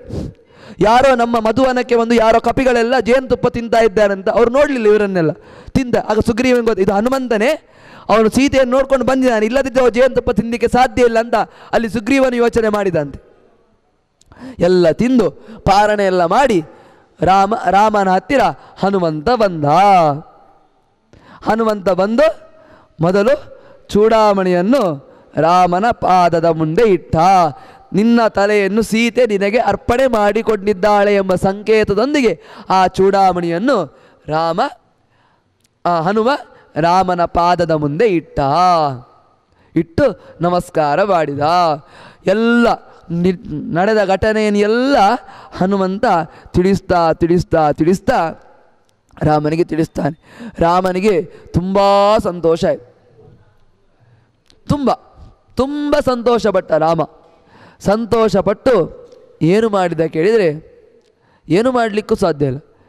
ರಾಮೋಪಿ ನಾಣ್ಯದನು ಅನುದಾತುಂ ಅಮುಷ್ಯ ಯೋಗ್ಯಂ ಅತ್ಯಂತ ಭಕ್ತಿ ಭರಿತಸ್ಯ ವಿಲಕ್ಷ ಕಿಂಚಿತ್ ಸ್ವಾತ್ಮ ಪ್ರಧಾನಮಧಿಕಂ ಪವನಾತ್ಮಜಸ್ಯ ಕುರುವನ್ ಸಮಾಶ್ಲಿಷದಮುಂ ಪರಮಾಭಿತುಷ್ಟಃ ಅಂತ ರಾಮ ಹನುಮಂತನನ್ನು ಆಲಿಂಗನೆ ಮಾಡಿಕೊಂಡು ತುಂಬ ಹನುಮಂತನಿಗೆ ತನ್ನನ್ನೇ ತಾನು ಕೊಂಡುಕೊಂಡಂತೆ. ತನ್ನನ್ನೇ ತಾನು ಕೊಂಡುಕೊಂಡು ಹನುಮಂತನಿಗೆ ತುಂಬ ಸಂತೋಷವನ್ನು ನೀಡಿದ. ಈ ರೀತಿಯಾಗಿ ಹನುಮಂತ ರಾಮನಿಗೆ ಮೊದಲು ನಮಸ್ಕಾರ ಮಾಡಿ ಸಂಕಲ್ಪ ಮಾಡಿದ್ರಿಂದ ಸೀತಾ ಅನ್ವೇಷಣೆಯನ್ನು ಸಮರ್ಥವಾಗಿ ಮಾಡಿಕೊಂಡು ಬಂದ. ಯಾವುದೇ ರೀತಿಯಾದಂಥ ವಿಘ್ನಗಳು ಇದ್ದರೂ ಕೂಡ ಆ ವಿಘ್ನಗಳೆಲ್ಲ ಪರಿಹಾರ ಆಯಿತು. ಅದರಿಂದ ಈ ಸುಂದರಕಾಂಡದ ಪಾರಾಯಣ, ಸುಂದರಕಾಂಡದ ಪ್ರವಚನ, ಸುಂದರಕಾಂಡದ ಪ್ರವಚನವನ್ನು ಕೇಳುವುದು ಇದು ಯಾವುದರ ಸಂಕೇತ ಇದೆ? ನಮಗೆ ಜೀವನದಲ್ಲಿ ಬರುವಂಥ ಎಲ್ಲ ರೀತಿಯಾದಂಥ ವಿಘ್ನಗಳನ್ನು ಕೂಡ ಈ ಸುಂದರಕಾಂಡ ಪರಿಹಾರ ಮಾಡ್ತದೆ, ಹನುಮಂತ ಪರಿಹಾರ ಮಾಡ್ತಾನೆ ಎಂಬುದನ್ನು ತಿಳಿಸ್ತದೆ. ಅಂತಹ ಈ ರೀತಿಯಾಗಿ ಹನುಮಂತನಿಗೆ ತನ್ನನ್ನೇ ತಾನು ಅರ್ಪಿಸಿಕೊಳ್ಳುವ ಮೂಲಕ ತುಂಬ ಸಂತೋಷವನ್ನು ನೀಡಿದ ಎಂಬಲ್ಲಿಗೆ ಸುಂದರಕಾಂಡ ಮುಗಿತದೆ. ಇನ್ನು ಬರುವಂಥದ್ದು ಯುದ್ಧಕಾಂಡ ಮತ್ತು ಉತ್ತರಕಾಂಡ.